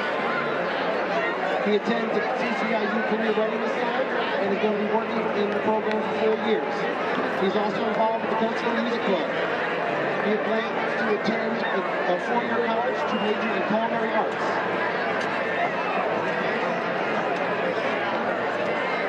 Next up, we have Miss Micaiah Tools. She's escorted by her mom, Danielle Boggs. She's a member of the marching band and percussion ensemble for the past 2 years and has also participated in the robotics club, art partner studios, and babysitting Hands Out with Friends. For college diploma, she plans to major in marine biology and attend either Old Dominion or Penn State. This year we have a very special honor of welcoming one of our band friends, Mr. A.J. Kerrigan. A.J. has been a part of the grades for the past 3 years and Chiefs for the past 2. He participates in the academic team, German club as a treasurer, has done lacrosse for 7 years in the Bible Club, Ping Pong Club, and National Honor Society. He's being escorted by his mom, Stephanie, and his father, John, his brothers, Bryce and Josh, and sister, Ellie. He plans to attend a 4-year college and major in biomed.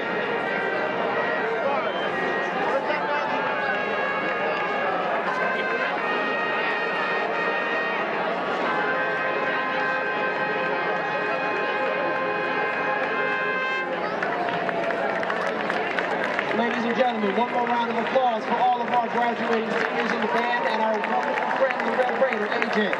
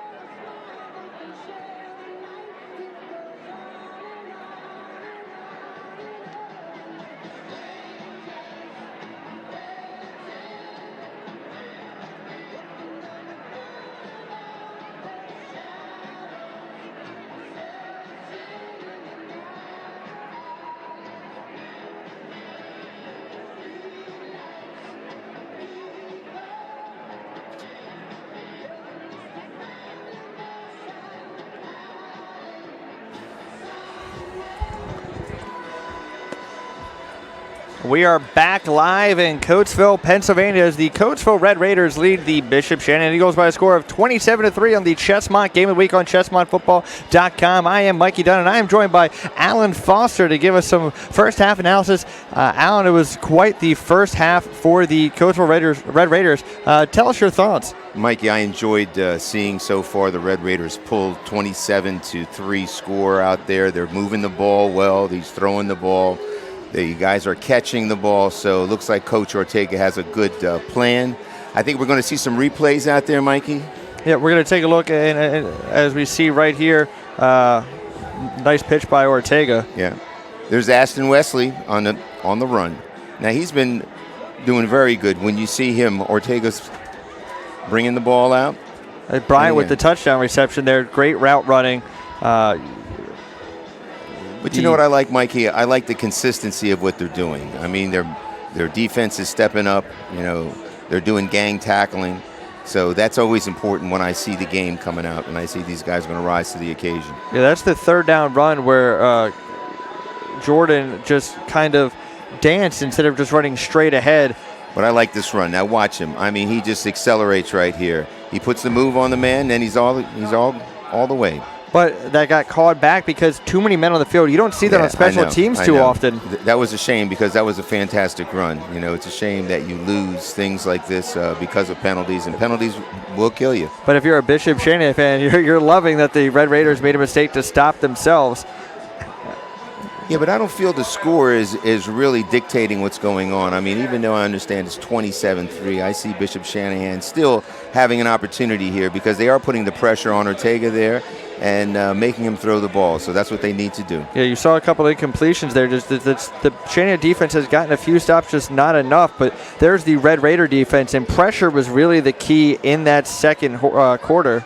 Well, there's what I say again about the gang tackling. When you gang tackle, you slow the man down, and then you drive them all the way to the ground. And that's what they need to do. A lot of times these guys are very agile, and they can move quickly on the field. So when you're tackling them, you got to get more than one hand on them, Mike. So we appreciate, and I want to give a shout out to the crew that's out there doing the instant replay today. I mean, we have a lot of things going on to be able to bring you this. Now, Mike, what do you think about this here? That was just the Coatesville defense. I mean, if they weren't getting the sack, they were pressuring Jordan to have to try to make a throw. But the swarming defense, I mean, it's a defense that over the last couple of years has been consistently the top defense in Chesmont, as you have an incomplete pass where Bryant wishes he had that one back, but he makes up for it on this screen pass as he took it 48 yards to the house. That was beautiful. Dupree Bryant as a wide receiver, it's going to be really exciting to see him play at Villanova. Well, you know, listen, both of them are going to be there at Villanova. They're going to be able to work together, so I think that's going to be important. But there's the big play for Bishop Shanahan, the 50-yard pass to Garrett Glendenning, but they were unable to get a touchdown. They were able to get some points on the board, but against Coatesville, you have to get touchdowns. Yeah, well, they're not going to do it with field goals. You know that's not going to win the game tonight, so they're going to have to step it up, and they're going to have to put the ball up in the air. I mean, you know good and well when you're down 27-3, you have the opportunity. I think the quarterback is well more than capable. Want to give the shout out against that last touchdown. There was Demetrius McLean-Jackson. I said it was Wesley. Here is the touchdown by Wesley. Yes. They did the switch on us where they put Wesley McLean-Jackson on the drive that was looking like it was Wesley's. So, Alan, just a lot of Coatesville making plays with their playmakers, but Bishop Shanahan, they just don't seem to quite have the talent level yet. But if you're Coach Myers, what are you saying to your players at halftime? You know, they're down by 24. How do they come out to keep fighting? Well, what I tell my players is like what you always tell your players. You want them to do the best. You want them to give 110% out there. That's all you can ask for them. You know, a lot of times any football team can beat any football team. Same thing in the NFL, same thing in high school. So all it takes sometimes is that motivation to be able to get your players together. You say, hey, guys, look, we're still in this game. All we need is a couple touchdowns and, you know, the momentum. You know how momentum goes, Mike. It can be turned around in a moment. You know, one time you got it, and then all of a sudden it slips through. Yeah, they had a drive that looked like it was going nowhere, and then they had the big pass play, so they just got to keep trying to execute. I don't know if they need to try and have some quicker passes because the pressure is getting there. As you see the Red Raiders running back out on the field, but it's gonna be interesting to see what kind of fight these Eagles have. And for Coatesville, how much longer are they going to keep their starters in? It's not the mercy rule at the moment, so we have seen Coatesville pull some players in the first half, but right now, 24-point game.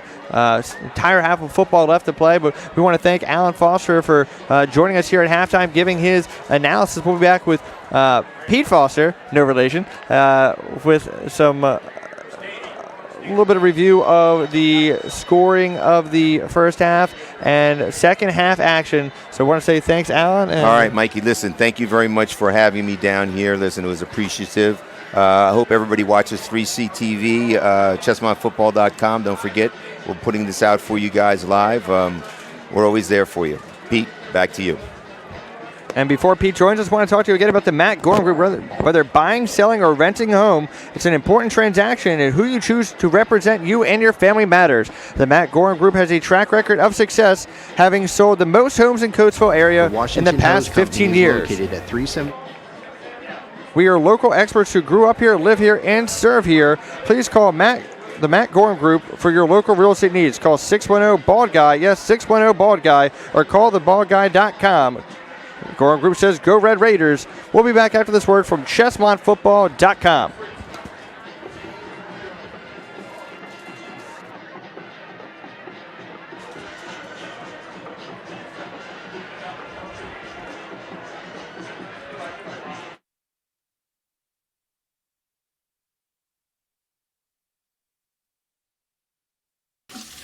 I can't find anything on TV.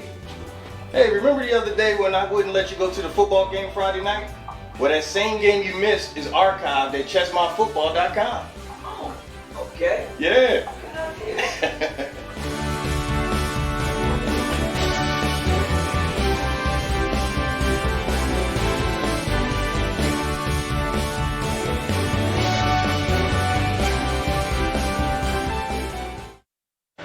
And we are back as both teams are out on the field stretching. They're getting ready. They got about just under 2.5 minutes left on the clock before we start the second half. And Pete, this is a Coatesville offense that some people have said is not as strong as they've been in years past, but they're showing tonight they got some playmakers. Oh, they're showing tonight that they can run the ball effectively. You and I have came into this game thinking that Ricky Ortega and Dupree Bryant, it would be one of their showing outs where they just threw the ball all around the field and scored that way. And we're seeing Dupree Bryant get into the end zone twice, but we've also seen great runs by Sean Wesley and also Demetrius McLean Jackson, where they've had two strong runs to get into the end zone as well to make the score 27-3. The Coatesville defense, they have been on their A game tonight, especially with their blitz packages on both ends of the football, both ends of the tackle, getting into the backfield and really pressuring Cooper Jordan. We've only seen Cooper Jordan throw one deep pass. It didn't get into the end zone, but it did allow Bishop Shanahan to get 3 points on the board. But other than that, we really haven't seen Bishop Shanahan do much on the offensive side. Their defense is trying their best, but going against a dominant team with lots of speed, it is really hard. Yeah, Pete, I'm going to be interested in seeing how long Ricky Ortega stays in, really, since he is coming off the injury.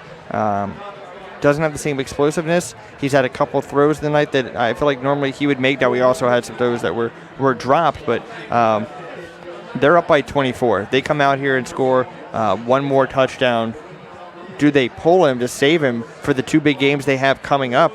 And speaking of injured quarterbacks, in that Downingtown West Westchester East game, the Whippets do have the lead, but Westchester East quarterback Ryan Dool is out with a hand injury. So in that game, it is Downingtown West leading 23-14. But Westchester East, again, they're a running team, but they have a quarterback injured. Coatesville, they know what that's like. They had an injured quarterback. Do they keep Ortega in past maybe the first or second drive? of the third quarter. I would say maybe only playing for the rest of the third quarter, if that. If they get 2-3 touchdowns in this third quarter here, you might even take him out after the second score. But as we said, we're seeing him favor that foot or ankle injury that he has. He hasn't been as mobile as he's been over years previous or even a lot this year. And we've seen them with their backup quarterback play once this year as he walked away with a W in that game. But going against Dunningtown East and Dunningtown West, you want to have your starters at full strength. Pete, in that first half, Wesley had over 100 yards rushing, adding in a touchdown as well. And then Dupree Bryant with 2 touchdowns, 74 yards receiving. We had Demetrius McLean Jackson scoring as well. A lot of guys getting in on the scoring for Coatesville. And their kicker has missed an extra point, but it wasn't really him missing it. It was an issue on the snap and the hold. That kick goes almost out of bounds, but it stays inbounds. Glendenning had to pick it up at his own 5. That's the second time where Coatesville has almost kicked it out of bounds, but it stayed in, and that's better than a touchback, Pete. Yeah, and it really puts the Bishop Shanahan's offense starting behind the 20, like you said, better than a touchback. And Glendenning, when he was running that ball there, he kind of ran into a brick wall. I thought he was going to break away, but like I said, he ran into a brick wall, and the play was stopped there. There's different ways of being sound in the kicking game, and whether it's a touchback, whether it's good kick coverage, or whether it's a kick where the return man's thinking, what's going to happen here? Should I let it go out of bounds? Or, oh, no, I got to pick it up. Right. 1st and 10, ball on the 11. And that is the quarterback. That is Cooper Jordan on the run. I thought he was going to have more yards to break away with there, but that was a good tackle by number 50, Quadir Jacobs. No, excuse me, number 51, Nolan O'Hara, where he stopped that play before Cooper could even get a first down.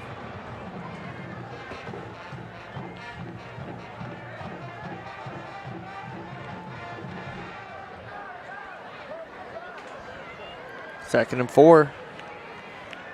Bishop Shanahan looking to get their first touchdown of the night. Coatesville jumped off sides, but they were able to get back. Jordan tries to run it again, but he is meant for a loss by several Red Raiders. And on that tackle there was Abdul Stewart.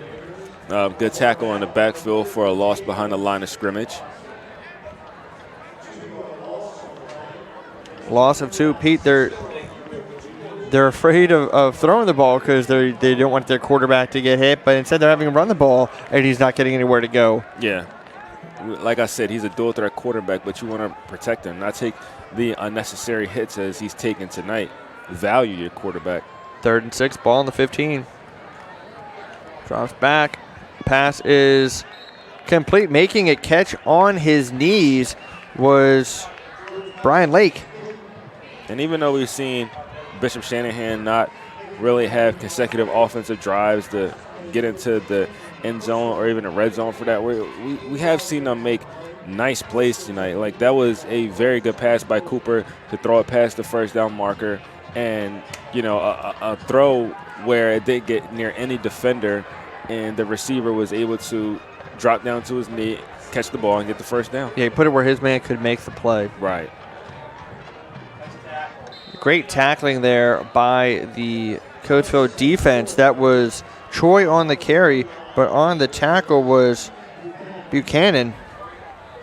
Yeah, and each time I see the middle open for Bishop Shanahan, I think that they're about to break away. And Coatesville's speed on defense, once again, they come up and make a game-saving tackle where it's like, nope, you're not even going to get the first down there. It's a defense that has speed but also has some strength because they can make a hard tackle if they need to. Yes, come off of their blocks and make the tackle. Pass is going to be complete for an Eagle first down. Brian Lake again, Pete. Yeah, that was a great catch by Brian Lake. He shook off the cornerback. He caught the ball with both of his hands, not just his chest. He brought it in, and he took the hit to pick up a first down.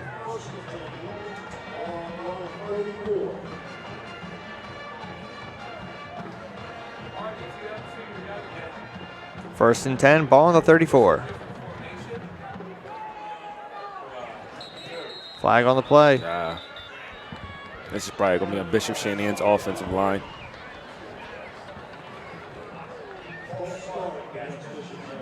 Yeah, we got a false start there. And those, like I said at the beginning of the game, you want to limit your mistakes. Turnovers, penalties were one that I mentioned, and that hurts because you had 2 good passes to Brian Lake on that drive to pick up first downs. The run game, it was, picking up manageable, decent yardage, but when you're going backwards, it doesn't help your offense. Well, also, again, you're trying to put your quarterback in not him be in a situation where he has to try and get that big pass play because of this pressure. Now, he does a good job getting the ball out quickly, but he throws a little bit high pass complete to Ross, but they lose yardage on that play, Pete. They're going the wrong way. You can't have 0 or negative yardage plays against a defense like this.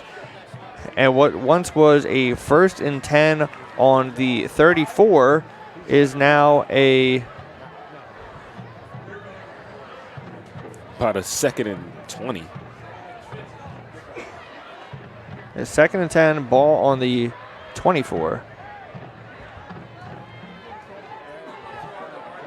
Now, do they just try to run it here just to get some of it back, or are they going to put their quarterback in a situation where he has to take possibly another big hit? It is a run, but several Red Raiders there. Is this offensive line playing on this drive, Pete? I think that they were, but that false start may have brought their momentum down. And when you have a young, inexperienced team, when they get flags, especially with the score being the way that it is, and when your offense is trying to move down the field, and once you get penalties, sometimes young, inexperienced players don't know how to shake it off and get to the next play, have a short-term memory. Jordan in the shotgun. They have had a big pass play tonight, but the Coatesville defense has been pressuring Jordan since then, as he's going to be sacked in the backfield again. The ball comes out, but the play was already down. There's 2 Red Raiders in on that tackle, one of them John Ruttman. Yeah, it kind of looks like it is 7 versus 11, with 11 on Coatesville's defense and Bishop Shanahan just having 7 players out there, no one to block because Cooper Jordan is just getting banged up out there in the backfield. Angler also in on that tackle. So punting in his own end zone, and the punt is blocked. And it's going to be a safety, as the man who blocked it was Frank Johnson. He was unable to find the ball after he blocked it, but Coatesville finds another way to score on special teams. I wonder if that was a block or how we saw last night with the Patriots versus the Giants, where the Giants kicker kicked it into the back of his teammate, and same thing happened except for the Patriots scored a touchdown. I wonder if it was a block, but either way, good defense by the special teams for Coatesville. And we'll be back after this word from Washington Hose Company number 1.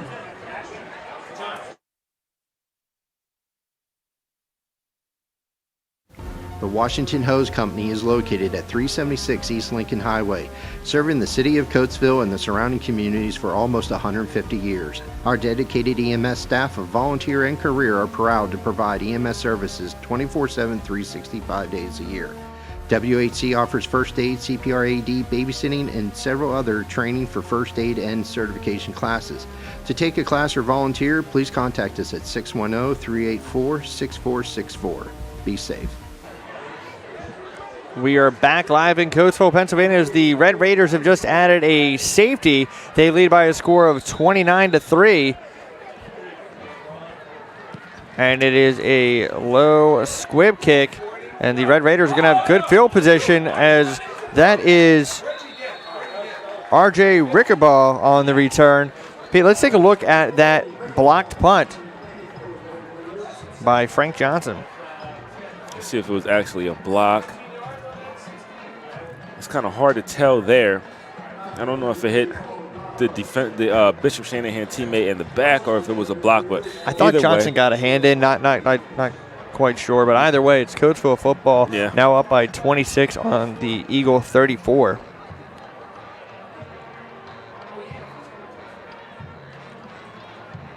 Ortega completes the pass to Artie Burgess. And I don't understand why these receivers are catching the ball and running sideways. I'm sure Matt Ortega tells his players to, when they catch the ball, run upfield. I don't understand why young players run to the sides.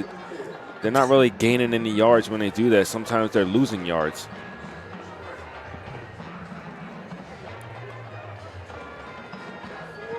And off goes up the middle, nowhere to run.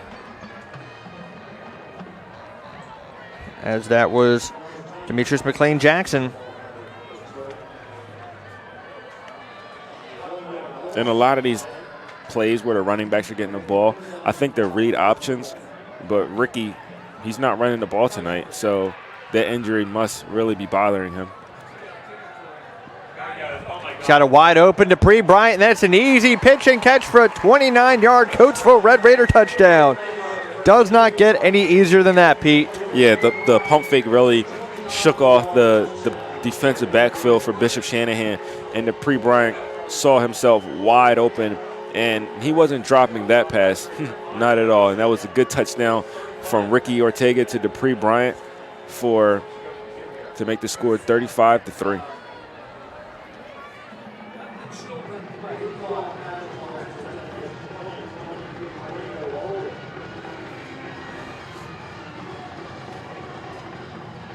As the extra point is up, and it is no good. Coatesville leads 35-3 with 5:28 left to go. It's the Chesmont Game of the Week on ChesmontFootball.com. SWI, your Service Wholesale Incorporated, is your place to go for building materials and products. They supply quality materials for the building, construction, remodeling, and lumber industries. Their motto is service with integrity. Visit them at 4810 Horseshoe Pike in Downingtown, or give them a call at 610-518-5187. That's SWI.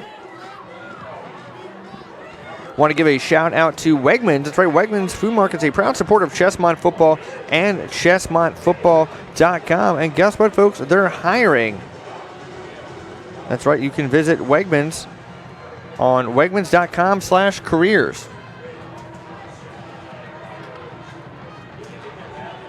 After the safety and then getting that touchdown, we might see one more drive for Ricky Ortega. Yeah, if that, for Ricky Ortega, Dupree Bryant, and a lot of the other starters. It might just be for the rest of the game handing the ball off to Wesley and McLean Jackson, as they've also dominated the ball on the ground.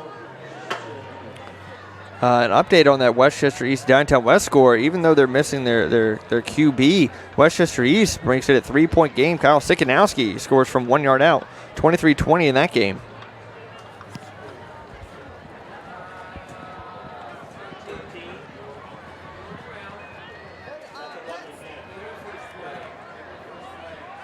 As that's a good return for the Eagles, Pete. They're going to start off with the ball on their own 34. Yeah, the ball carrier there, when he received the ball, I thought he was going to get tackled immediately, but he dragged some players along with him to pick up about 5-7 extra yards. 35-3 is your score. 5:20 left to go in the third quarter. It's the Chesmont Game of the Week on ChesmontFootball.com. And if you've missed any of the big plays in this game, games are always archived. You can watch them anytime on ChesmontFootball.com.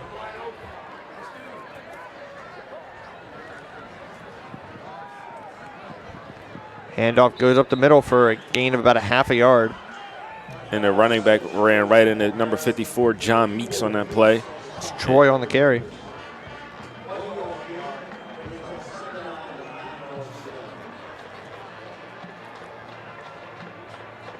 Always love this time of year, Mikey. The weather's changing.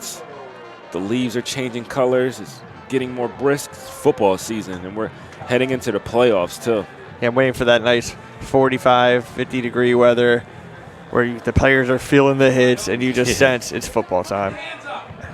And it's been football time for this Red Raider defense ever since that big pass play, as the number of times they've gotten a hit in the backfield, not just on the quarterback, but on any ball carrier, has been impressive to see. Yeah, Derek Seagraves with another sack in the backfield. And like you said, they allow one big pass play, but I'm sure their defensive coordinator chewed them up, and they haven't allowed anything over 20 yards since then.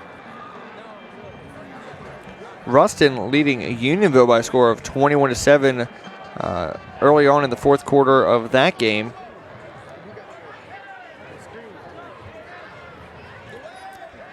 Third and 19, ball in the 25. Lots of pressure in the face of Jordan. He's able to run, but he's not even able to get back to the original line of scrimmage, Pete. No. And what we've seen the Coatesville defense, they did everything perfect, but they just didn't contain on the right side of the line, and they allowed Cooper to, scramble and pick up positive yardage, even though, like you said, he didn't get back to the original line of scrimmage, as it's another 4th and long. And actually, Dupree Bryant isn't back there to return a punt. Maybe a sign of the backups coming in. As it does take, it takes a Red Raider bounce. It was bouncing for the Eagles, but instead it's going to be down at the, looks like 38.5, 39-yard line. And that's where the Red Raiders are going to take over after this word from Chester County Transmissions. Hi, this is Andy at Chester County Transmissions. We're a full-service automotive shop here in Coatesville, Pennsylvania that also specializes in transmission and driveline repair. Just so you know, for all your automotive needs, we're here to take care of you. State inspections, whatever you need. Our number here is 610-384-2879. Good morning, Chester County Transmissions. Rich speaking. How can I help you? Please stop in, give us a call. God bless. And the Red Raiders get a gain of 2 on first down as Ortega is still in the game. Perhaps they were just wanting to limit Bryant's touches. Didn't want him taking an unnecessary hit on a punt return. Yeah, because I see a lot of starters still back in the game. If they score on this drive, or even if they don't to end the quarter, we may not see him again in the 4th. Pass is complete. It looks like it's going to be enough for a first down, as it was Burgess. Artie Burgess with the leap after the catch, diving forward. We gotta have to see what the spot is. Other than they actually have spotted him short. They didn't give him as much credit as for the dive as I thought they were.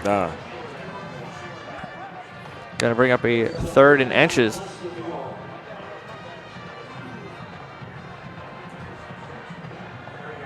And it's a first down run and a big run for the Red Raiders.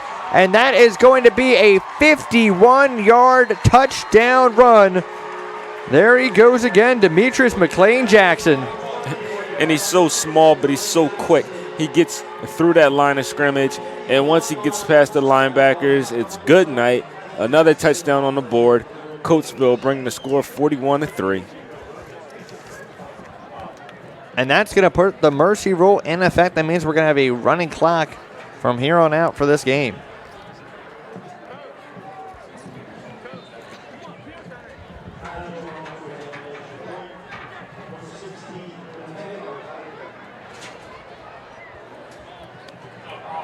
Oh, wow. And trouble again on special teams as the ball is going to be downed basically around the Coatesville 31. So the Red Raiders lead is not going to be added to on the point after touchdown, but they do lead by a score of 41-3 with 2:26 left to go in the 3rd quarter. We'll be back after this word from Miller's Insurance. Chester County's most trusted insurance agency. Whether it's for your automobile or your home, a life insurance policy, or coverage for your business. Since 1975, Miller's Insurance Agency has been protecting homes, property, people, and businesses throughout Chester County. Miller's guides you every step of the way, providing the best options, getting you the right policy that works best for you. Contact us today for a no-cost consultation. Miller's Insurance Agency. We're here today for your tomorrows. Visit online at miainc.com. We are back at Coatesville Senior High School as the Red Raiders have just added to their lead. They lead by a score of 41-3. Second time that there's been issues on the snap and hold for an extra point, but that's really the only thing that's gone wrong for Coatesville tonight. Yeah, but still, see, you want to have execution to perfection or near it because, like we said, next week they'll be playing D-Town East, more of a powerhouse in the Chesmont, and plays like that may count next week. Well, coming up next week is the Downtown West matchup. Then we got Downtown East coming up, and it's going to be a big return for the Eagles. But there's a flag, Pete. I do believe that's going to be called back. There is a tackle out of bounds inside the 5-yard line. But, Pete, that does look like it's going to be holding. Yeah, and I was hoping that they could get down and score that touchdown on that play, Bishop Shanahan's kick return. Legal block in the back, actually. One of the 2 flags you frequently see on special teams plays. So the Eagles thought they had their second big play of the night. They do not, as that one is coming back. But Pete, you were saying next week it is the Downingtown West Whippets hosting the Coatesville Red Raiders. The following week it's the Downingtown East Cougars hosting the Coatesville Red Raiders. It's interesting that both games are in Downingtown, but last year Coatesville hosted both of the Downingtowns. Let's take a look at that replay for the Red Raider touchdown that put us in the mercy rule.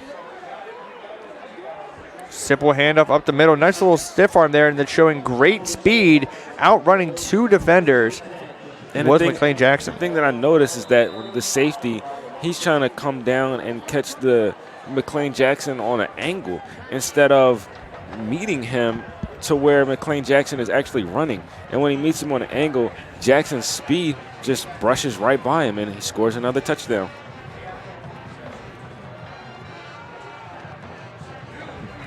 And it is another play that goes for negative yards for the Eagles. This Coatesville defensive line is just having their way with Bishop Shanahan's offensive line. Yeah, that was number 17, Adam McCafferty, and another loss of about 2 on that play. And Bishop Shanahan, they just keep on getting negative yardage against this Coatesville defense.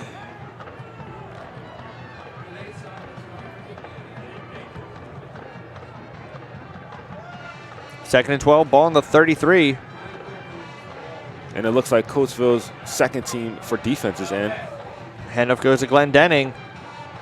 He brings it back to the original line of scrimmage. It's going to bring up a 3rd and 10. Like I mentioned, I think the Coatesville's second team defense is in, but they're still playing like the first team defenses out there. And that's what you love to see. You love to see your players who aren't your starters but can get in the game, get in a position, and still play like they are the starters or play up to that same game speed. 1 minute to go in the 3rd quarter. Jordan actually had some time, and he throws it to a wide open receiver. That is Lake again. Pete, he didn't look like he was going to be open. There was a man there with him, and it's as though the coverage just stopped when the ball went in the air. Yeah, that was actually a good catch. Lake ran across the field in the middle, and he caught the ball well. Lake is a name that we didn't really talk about in pregame, but he's a player that has been showing up a bit tonight for the Bishop Shanahan offense. And it is a run of maybe a couple of inches there for the Eagles, Pete.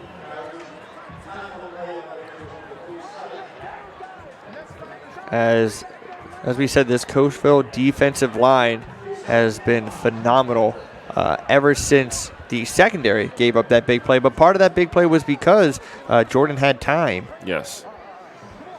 And that's going to do it for the 3rd quarter. It is Coatesville 41, Bishop Shanahan 3. It's the Chesmont Game of the Week on ChesmontFootball.com. Coatesville Flower Shop is 70 years old and still going strong. This family-owned business is located at the corner of 3rd Avenue and East Lincoln Highway in Coatesville. Whatever the occasion, you can rely on their years of experience for expert advice and designs. They've been named one of FTD's top 200 florists in the nation for 10 consecutive years. With 4 generations of the DePedro family working there, they are happy to go the extra mile to meet your needs. And they deliver. Call them at 610-384-2677 and mention this ad tomorrow only, coupled with a Red Raider win tonight, and you can buy 1 dozen roses, get 1 dozen roses free. Red roses are excluded. Pete, are you in the market for a new home or have a house to sell? You can contact Kim Moralia. That's real estate with Kim Passion. As a lifelong resident of the area, her expertise is focused in Chester, Montgomery, and Delaware counties. For 15 years, Kim's passion for helping her clients reach their goals always shines through, whether you are buying or selling your home. Kim is an award-winning realtor with Coldwell Banker Preferred in Exton. You can check out her website at kimsellsthesuburbs.com or give her a call at 484-368-9450. Jordan, pressure in his face again, makes one man miss, and he's going to be sacked again. Number 17, Adam McCafferty, and that's the second time calling his name since the backup defense has been in the game, and that was a great sack. He caught Jordan by his feet there. It looked like he was going to try to scramble for a gain, but McCafferty wasn't having that. They gave him a little bit of time that time, but didn't have a receiver open. That's a good job by the secondary. I think Jordan's going to be happy when this game's over because he's taken a lot of hits today. Yes, and that was one thing that I said, protect Cooper Jordan, but it hasn't been happening tonight. 3rd and 15.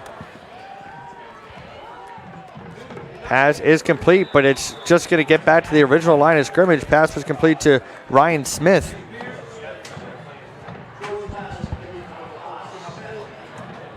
And like you said, it doesn't even get back to the original line of scrimmage, bringing up a 4th and long. And it looks like Coach Myers is going to send out his punting team. Yeah, it's a 4th and long. They're down by 38.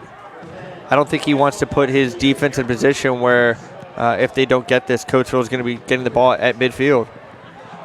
Ball is dropped, but the Red Raiders do fall on it, but very lucky to not turn it over there. Yeah, Frank Johnson almost committed a turnover that I know Coatesville's coaches wouldn't have been happy about, but luckily he was able to fall on his own fumble.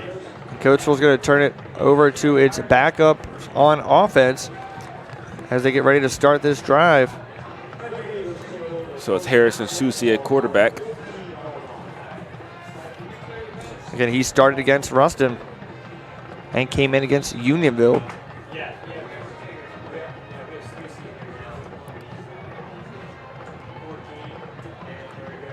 Wow, he shows speed.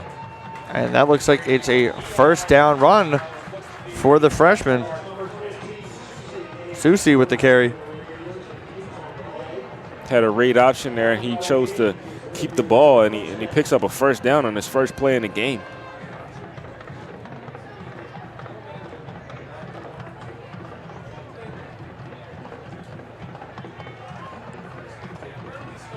I'm honestly surprised they're not just taking even more time off the play clock. Right. No gain on that run. Yeah, in this part of the game, you just want to control the ball, get out with the victory, bar no injuries, and, especially have great sportsmanship. And now that you're in the 4th quarter with a 38-point lead, you can look forward to what you can do correctly against D East next week. But they're also using this as a teaching opportunity. The backup's running a little bit of no-huddle offense. Right. Zusi takes himself again, pickup of 2. I want to give a shout-out to Jack's Pizza for providing the ChesmontFootball.com crew with some delicious pizza tonight. You can give them a call at 610-384-1000 or visit them at 1940 East Lincoln Highway in Coatesville. Not just pizza, great cheesesteaks. As you said, you enjoy their buffalo pizza, but you can also get wings. You can get delicious cheese fries. They got it all at Jack's Pizza.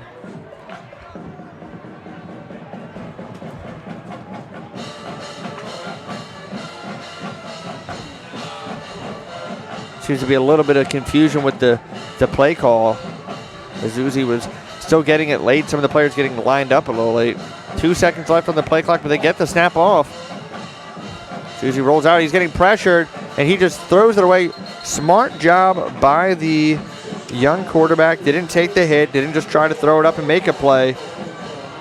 Nice job by the freshman.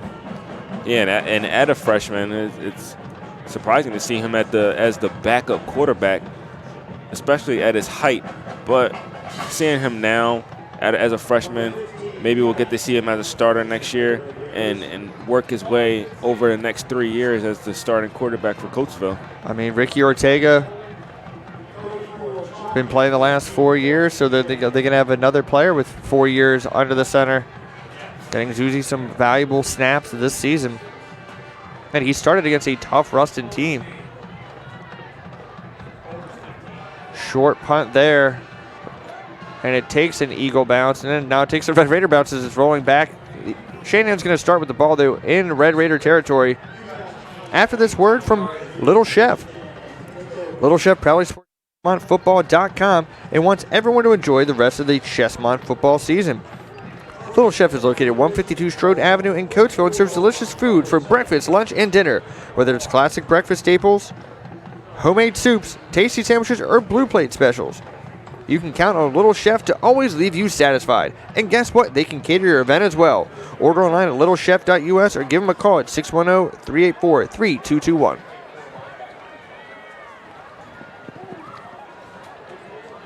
Looks like the backup quarterback for Bishop Shanahan is also in. That's Simi Whitehill, who had a touchdown pass in our game on ChesmontFootball.com against Downingtown West just a few weeks ago.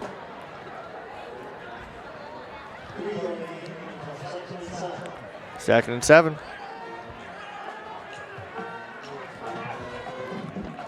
Handoff goes up the middle, and it's going to be a first down run for the Eagles. It was a good run by Colin McRory. Yeah, and he almost broke away there with a shoestring tackle.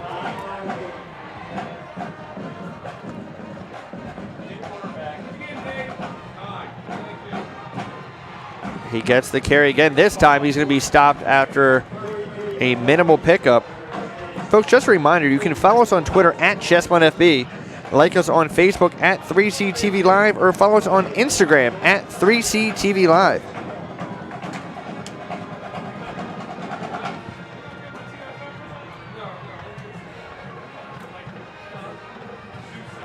Whitehill takes it himself. Tackled by number 40, R.J. Rickaball. Gonna bring up a 3rd and long.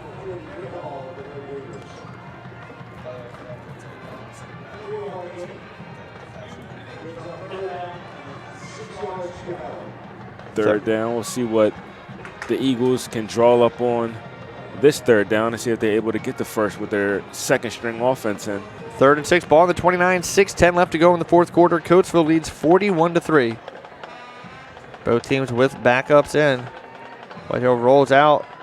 Pass is incomplete. It's going to bring up a 4th and 6. Pete, this is a 4th down I do believe they are going to go for because they're way too close to punt. Too far for their field goal, even though their kicker has a strong leg. Yeah, I would go for it. You know, what is really there to lose anymore in this game?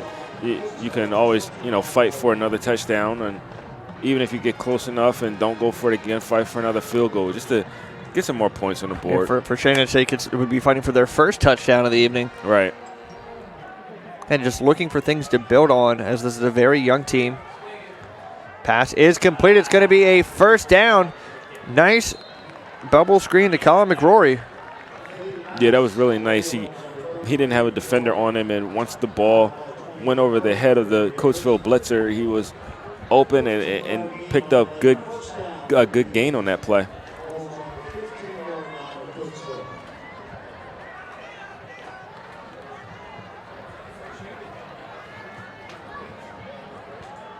Whitehill drops back. He's getting pressured. Fights off the would-be sacker. And he's going to run for a first down, and he's going to spin in and dive. Oh, looks like they're going to mark him down at the 1-yard line. What a run by Whitehill. Yeah, I thought he scored, and we might see Whitehill score his second touchdown on ChesmontFootball.com this year. For a personal sake, he must love us doing the games if he scores again. For his team's sake, it's not been the best games of this season for the Eagles. Ball spotted at the 2-yard line. See if he can get a quarterback sneak. Yep. And he is going to get in for the score. Bishop Shanahan scored their first touchdown of the night. It's Simi Whitehill with the touchdown run. Good to see them still fighting, Pete. Yeah, it is, man. And it does good for your second team. I know your first team didn't do much while they were in the game, but as a team, you always want to root for the man next to you. If their second team can come in and get a touchdown, then hey, all the merrier. That's good for your team. Extra point is up, and it is good. 41-10. Here's your score with 4:13 left to go in the game. We'll be back after this word from Beaver Creek Tavern. Whether looking for the best burgers in Chester County, a place to host your private event, or a relaxing place to enjoy daily food and drink specials, Beaver Creek Tavern has you covered. Serving classic American fare with gluten-free and vegetarian options available. To get the party started, go to 1350 Bondsville Road in Downeytown or call 484-593-0481. We'll see you there.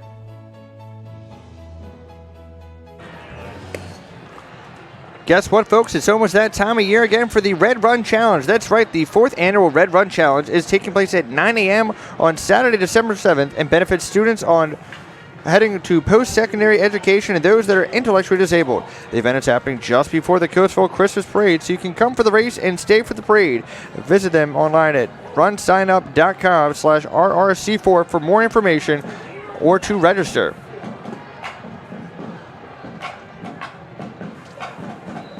As Coatesville returns it to their own 20. Good answer there by the Eagles. Can their defense get another stop? Let's take a look at that touchdown run by Whitehill. Actually, we're going to take a look at that run that set up Whitehill's touchdown. It was run by Whitehill as well. So he shows great speed, rolling to the outside. You know, I thought right here in the spin, he got in. Yeah, his foot, I think, just stepped out of bounds. And here we see the quarterback sneak, and he's able to get it in. A good push by the offensive front line. Minimal gain there by the Red Raiders.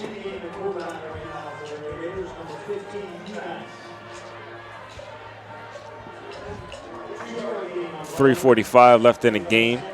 Coatesville leads 41-10. Seen a lot of positive plays by Coatesville. Ricky Ortega, Dupree Bryant, of course, but they were led by Sean Wesley and Demetrius McLean Jackson on running the ball tonight. They did a great job. And fumble. Let's see who got the recovery. The Eagles are saying they have it. And they do. It's Bishop Shanahan football as they've just recovered that fumble. We'll see if they can get their second score in a matter of moments after this word from Beaver Creek Tavern. Whether looking for the best burgers in Chester County, a place to host your private event, or a relaxing place to enjoy daily food and drink specials, Beaver Creek Tavern has you covered. Serving classic American fare with gluten-free and vegetarian options available. To get the party started, go to 1350 Bondsville Road in Downeytown or call 484-593-0481. We'll see you there.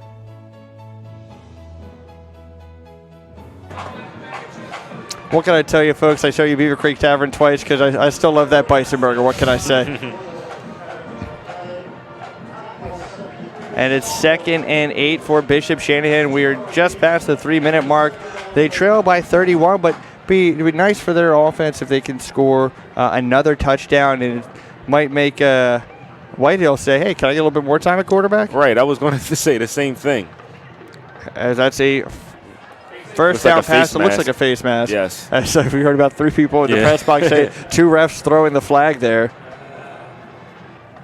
And like you said, with Whitehill coming in the game, he scores the first touchdown, and he's able maybe here to score a second touchdown. And I know he's going against a second team, but maybe this makes Coach Myers go back to his weekly game plan and say, you know, maybe I can play 2 quarterbacks and how the Eagles did a couple years ago, or how a lot of colleges do. You have a passing quarterback and you have a running quarterback. There's nothing wrong with that. Well, also, you have Whitehill who plays some wide receiver, so try doing a double pass every now and then, or maybe look like it's going to be the Wildcat for a team that's not expecting it. Big hit there by the Red Raider defense. But that was popular a couple years ago, where college teams, they will play 2 quarterbacks. You would have your running quarterback, and then you'll have your passing quarterback. The Ravens did it last year when they had Lamar Jackson and Flacco.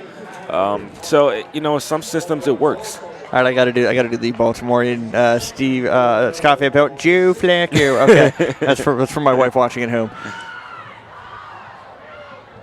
As we are under 2 minutes to go, it is a 2nd and goal from the 6.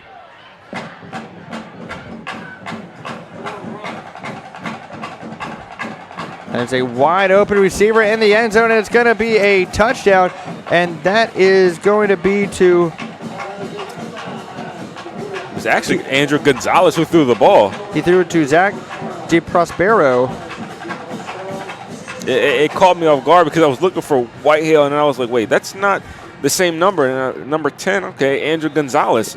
See, it's the first pass of the night, and it's a touchdown. Yeah, I was trying to figure out why Whitehill looked like he gained a couple inches. Extra point is up, and it is good. 41-17 is your score with a minute 36 to go. We'll be back after this word from the Coatesville Christmas Parade. Chester County's largest hometown Christmas parade is coming to town on Saturday, December 7th. The Coatesville Christmas Parade marches down Lincoln Highway starting at 10 a.m. Come see Philly String Bands, the Eagles Pep Band, and new this year, Riley's Raiders and the 76ers Sixers. There will be fire trucks, antique cars, floats, community groups, and costume characters. And of course, Santa Claus himself will be there. To register to march or for more information, go to CoatesvilleChristmasParade.com. Fans, you too can advertise on 3ctvlive.com and ChesmontFootball.com by calling 610-269-5000 for sponsorship opportunities. That's 610-269-5000. And folks, we got two great games coming up the last 2 weeks of the regular season. It's these Coatesville Red Raiders who just had a solid return to their own 32-yard line. These Coatesville Red Raiders travel to Downingtown for the next 2 weeks. They're going to take on the Downingtown West Whippets next week at Kottmeyer Stadium. And the last week of the regular season, they take on the Downingtown East Cougars. And Pete, what matchups have we had when it has been Matt Ortega's Red Raiders taking on Mike Mattis, Downingtown East Cougars? We've had playoff games. We've had regular season games coming down to the final play of the game. They've had some great matchups the last couple of years, but Downingtown West with Will Howard, Tyreek Lewis in that offense, I think they might finally have the athletes this year to compete against Coatesville. Coatesville showing the great athletes they have as it's a big run, but Pete, that's going to come back as two refs have thrown flags. So nice run there, but that's going to come back, and you're going to have a frustrated Brian Lacey. Yeah, he ran hard on that play, but it's probably going to be a hold or a block in the back. Normally the two flags that negate these long runs. But as you said, Coatesville against Downingtown West, Downingtown East, we've seen tremendous play over the past couple of years between those two schools, and it's going to be something to look forward to. Downingtown East won tonight 35-7 over West Chester Henderson. Again, a Henderson team that's not quite where they want to be, but still very strong. And Pete, we said it got close in that Downingtown Westchester East game. It is close no more. West leads 43-20. Yeah, see, West, as we seen last week, they're a team that can really pick it up in the middle of the third quarter and just separate in the fourth quarter. Tyreek Lewis, they run it with him. Will Howard, they're really good finishing the game strong, and that's something that Coatesville is going to have to prepare for when they're playing the West team.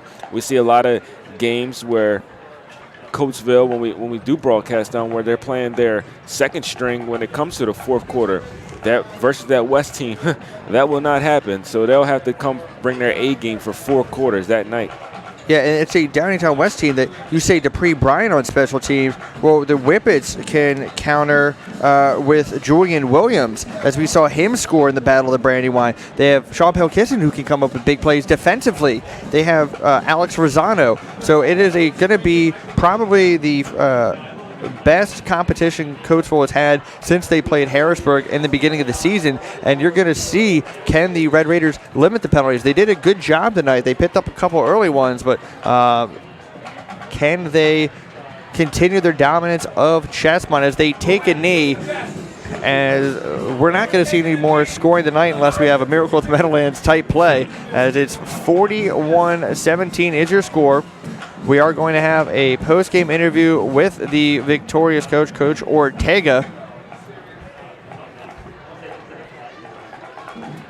As we at ChesmontFootball.com have had a lot of opportunities to speak to him after victories, as this is now going to be, let me get the exact stat, it'll be 20 straight wins against the National Division, 30 straight Chesmont games overall. And they're going for their 3rd consecutive district title. Yeah, Matt Ortega, since he's came to be the head coach of Coatesville back in 2011, I believe, he's done a great job with his players.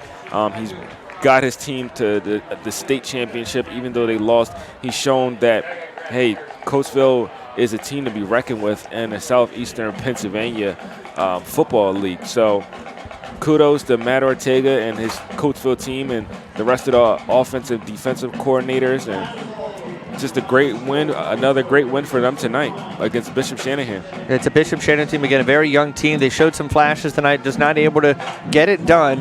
And before Carl Rudman gets it done with his post-game interview with Coach Ortega, I want to thank all our sponsors tonight.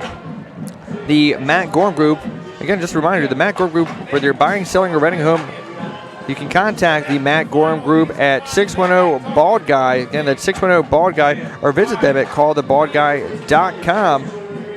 So the most homes in the Coatesville area the past 15 years.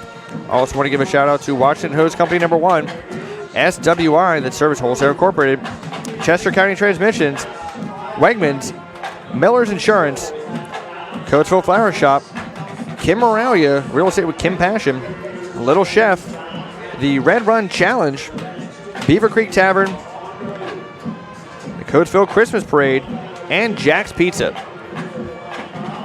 So, Pete, looking ahead to Coatesville versus Downingtown West, who are you giving the edge to? Because I think for the first time in a battle of Coatesville versus West, I might be leaning towards West. Yeah, I was actually going to say West as well. I was reading today that Coatesville is ranked 24th in the state, and West is ranked 8th. Now, any given Friday night, anything could happen.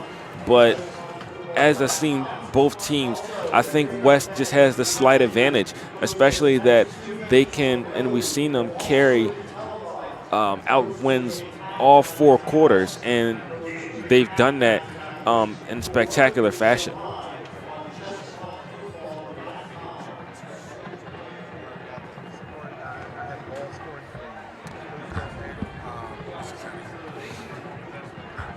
And before Carl interviews Coach Ortega, let's take a look at how we got to this final score with a look at these scoring replays.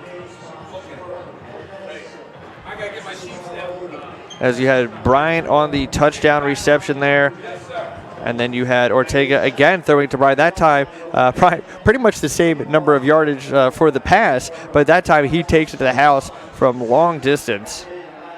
Yeah, it was a makeup for that drop pass. Then we have a field goal by Connor Bailey, adding to his record for most points in Bishop Shanahan history, school record. And here's the first of 2 back-to-back touchdown runs by the Red Raiders, where there was a quick defensive stop by the Red Raider defense. And I do believe we're actually going to cut the replay short after this replay because I think Carl Rudman is ready to go with Coach Ortega. Take it away, Carl.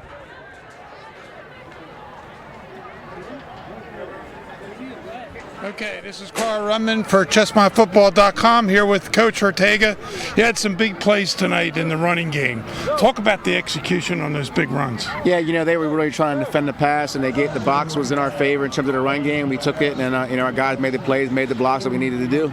Yeah. Strange not seeing your son, Ricky Ortega, running with the football. Obviously, he's got some foot problems. Well, honestly, we could have ran, but, it's again, it's week to week, and it's just, we'll see what happens, see if he's able to run full speed. We're not sure yet, so, I think you're going to need him in that against West and East. Yep, we'll see what the heck goes. Your defense dominated the line of scrimmage tonight. What was your assessment on your defense? Yeah, they've been solid all year. We got off to a rocky start in the first quarter, but they turned it on when they had to. We had to jump in their butts a little bit, and they came out and dominated after that. We got 2 tough games coming up against West and East. Yep, it couldn't be any better having our 2 rivals at the end, and we're real excited to hopefully go into that game.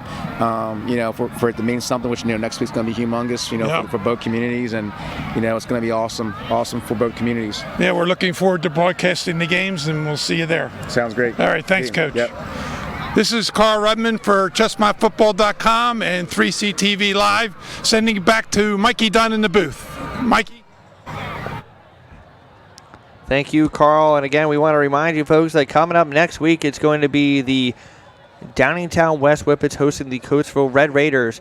on the Chesmont Game of the Week on ChesmontFootball.com. You want to get prepared for that game, you can watch the Downingtown West victories against Bishop Shanahan and against Downingtown East in the Battle of the Brandywine on ChesmontFootball.com anytime. But if you miss any of tonight's game, you can watch it anytime on ChesmontFootball.com. So for Pete Foster, I'm Mikey Dunn, and for the rest of the ChesmontFootball.com crew, we want to say thanks for tuning in. Good night, everybody.